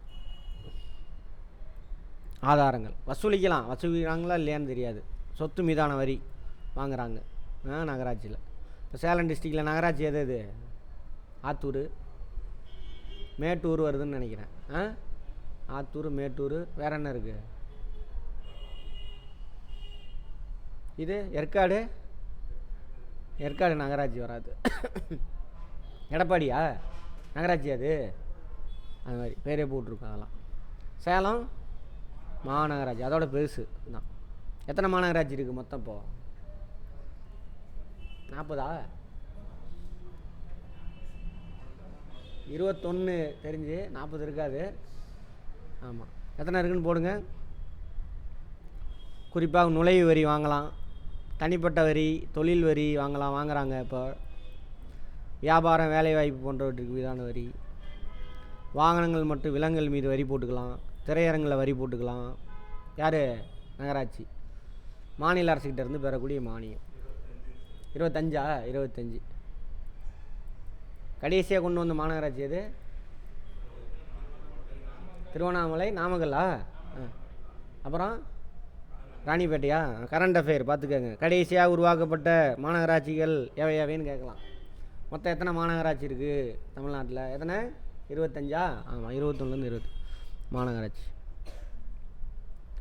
நகராட்சியை ஒப்பிட்டு பார்க்கும்போது இவை பரந்த அதிகாரங்களையும் அதிக சுதந்திரத்தையும் பெற்றுள்ளது. குடிநீர் அதே தான், பெரிய நகரம், மாநகரம், அவ்வளோதான். அதே தான், இவனுக்கு என்ன வேலையோ அதுதான். அதே இங்கே இவனுக்கு என்னென்ன அது அதே தான். வாகன வரி, வாணிப வரி, வேலைவாய்ப்பு மீதான வரி போட்டுக்கலாம். நுழைவு வரி, அந்த சிட்டிக்குள்ளே வரதுக்கு ஆக்ட்ராயின்னு சொல்லுவாங்க இங்கிலீஷில், என்ட்ரி டேக்ஸ். சென்னை இப்போ மும்பையிலலாம் போட்டிருக்காங்க, சிட்டிக்குள்ளே என்ட்ரு ஆகுனா நீ டேக்ஸ் கட்டிட்டு தான் வண்டி உள்ளே போக முடியும். அந்த மாதிரி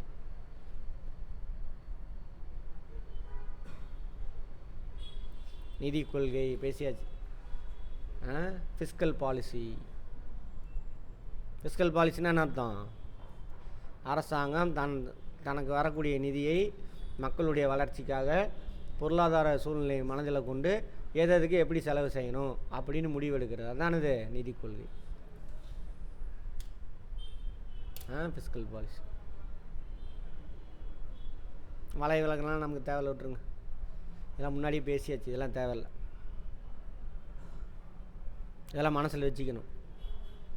கருவிகள், நிதி கொள்கையை பின்பற்றும் போது இதெல்லாம் மனசில் வச்சு எதுக்கு வரி போடணும் என்ன அப்படின்ட்டு. எல்லாத்துக்கும் போடக்கூடாது, குத்து மதிப்பாக.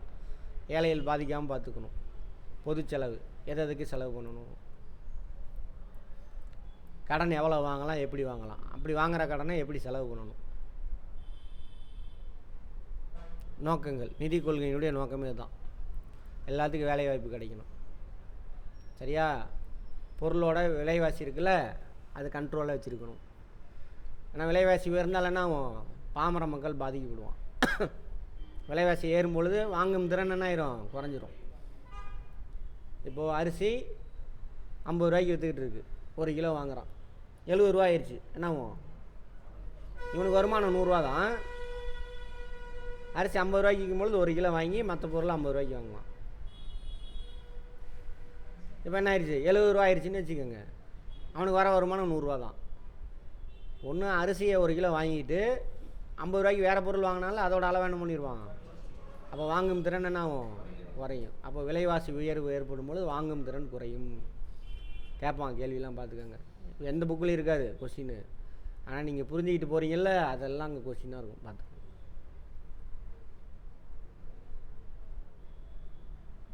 அதான் பணம் வீக்கத்தினால என்ன நடக்கும், மக்களின் வாங்கும் திறன் குறையும். விலைவாசி உயர்னா என்ன அர்த்தம், பணம் வைக்க தானே அப்படின்னு கேட்பாங்க, பார்த்துக்கோங்க.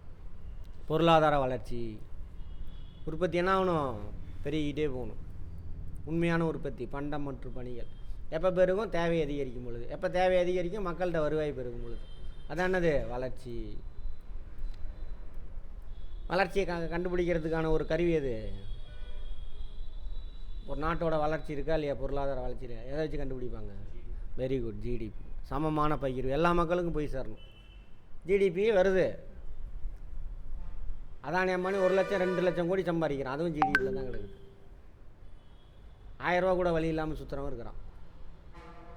சமமான பகிர்வு இல்லை. அப்போ என்ன பண்ணணும், அவன்கிட்ட இருந்து அதிக டேக்ஸை போட்டு வாங்கி கம்மியாக சம்பாதிக்கிறவனு கொடுக்கணும். நாணய மாற்று வீத சமநிலை. நாணய மாற்றுனா என்னது, டெய்லி நியூஸில் வருது, பொருளாதார வீழ்ச்சி, இந்திய ரூபாயின் மதிப்பு வந்துச்சா, டாலர் எவ்வளோக்கு போகுது, 86. இது வரைக்கும் $1 வாங்கணுன்னா 86 ரூபா கொடுத்தா தான் $1. மன்மோகன் சிங் இருக்கும்போது எவ்வளோ இருந்துச்சு, 60 ரூபா இருந்திருக்கும்.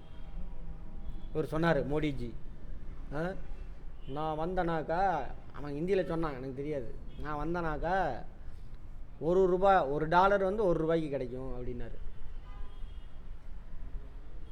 புரியுதா. ஆனால் என்னாச்சு, இப்போ 60 ரூபாய்க்கு $1 கிடைச்சிது. இப்போ எவ்வளோக்கு போயிடுச்சு, 86 ரூபா. எதோட மதிப்பு குறைஞ்சி போச்சு, இந்திய ரூபாயோட மதிப்பு குறைஞ்சி போச்சு. சரியா. ஆமாம். மூலதன உருவாக்கம், கேபிட்டலைசேஷன். சம வட்டார வளர்ச்சி, எல்லா ஏரியாவிலும் என்ன பண்ணணும், சமமான வளர்ச்சி அடையணும். தமிழ்நாடு கவர்மெண்ட் என்ன பண்ணுறாங்க, எல்லா ஏரியாவிலும் சமமான வளர்ச்சி இருக்கணும். சென்னை கோயம்புத்தூர் மட்டும் வளர்ச்சி பத்தாது, அதுக்காக தான் என்ன கொண்டு வராங்க ஸ்கீமு. இப்போ கொண்டு வந்த வெளியிலேருந்து கொண்டு வந்த ப்ராஜெக்ட் எல்லாம் அரியலூரில் பாருங்கள், செருப்பு தொழிற்சாலை போட்டிருக்காங்க. சரியா. அப்புறம் ஃபர்னிச்சர், அந்த ஏற்றுமதி மண்டலம் எங்கே இருக்குது, தூத்துக்குடி. ஃபர்னிச்சர் தூத்துக்குடி. திருவண்ணாமலையிலும் ஒன்று கொண்டு வந்திருக்காங்க. அப்புறம் டைட்டில் பார்க்கு மதுரையில் கொண்டு வரதுக்கு போட்டாங்க, சேலத்தில் கொண்டு வந்துட்டாங்க, ஆல்ரெடி வந்திருக்கா, கருப்பூர்லையா. ஆமாம், அதெல்லாம் போய் பாருங்கள். இதெல்லாம் எதுக்கு, இங்கே உள்ளவனுக்கு வேலை கிடைக்கும்.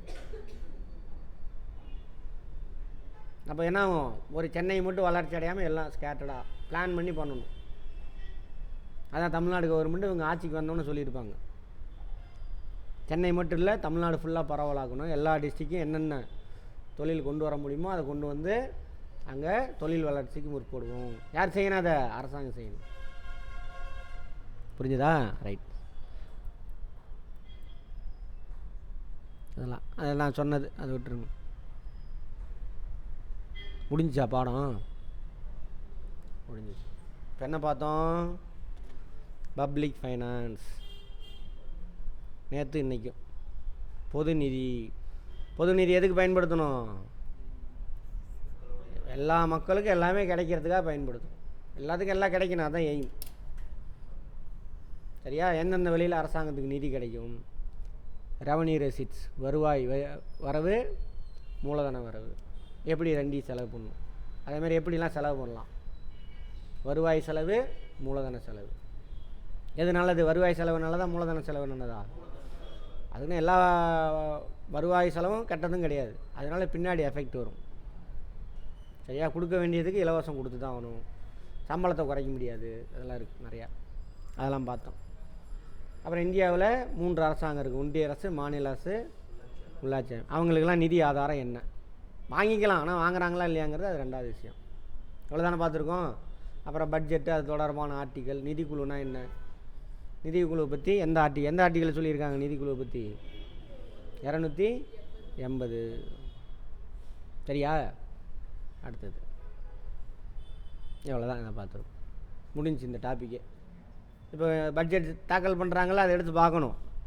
பார்த்துட்டு வாங்க, அன்றைக்கோ அல்லது அடுத்த நாள் என்ன பண்ணுவோம், டிஸ்கஸ் பண்ணுவோம். ஒன்றிய அரசாங்கம் தாக்கல் பண்ணோன்னே அதை வச்சு மாநில அரசாங்கம், ஏன்னா என்ன மாநிலத்துக்கு எவ்வளோ கொடுக்குறோன்னு அவன் சொல்லியிருப்பான், அதை வச்சு தான் இவன் பட்ஜெட் ரெடி பண்ண முடியும். அதுக்கப்புறம் மாநில அரசாங்கம் தமிழ்நாட்டில் பட்ஜெட் போடுவாங்க. எது எதுக்கு எவ்வளோ எந்தெந்த வழியில் வந்திருக்கு பணம், எந்தெந்த வழியில் செலவு பண்ணியிருக்கான்னு பார்த்தோன்னே அரசாங்கம் என்ன செய்ய நினைக்கிதுன்னு பட்ஜெட்லேயே தெரிஞ்சிடும். கரண்ட் அஃபேரில் கேட்பாங்க, எக்கனாமிக்ஸில் கேட்பாங்க, கரண்ட் அஃபேரில். அதுக்கு தான் இப்போ எடுத்தேன். இன்றைக்கி இது போதும். நாளைக்கு போயிட்டு இப்போ என்னென்ன தெரியுமா பார்த்துருக்கோம், காமன் பீப்புள் ஓரளவுக்கு பார்த்தாச்சு, இன்னும் பார்க்கணும். Business fame பார்த்தாச்சா,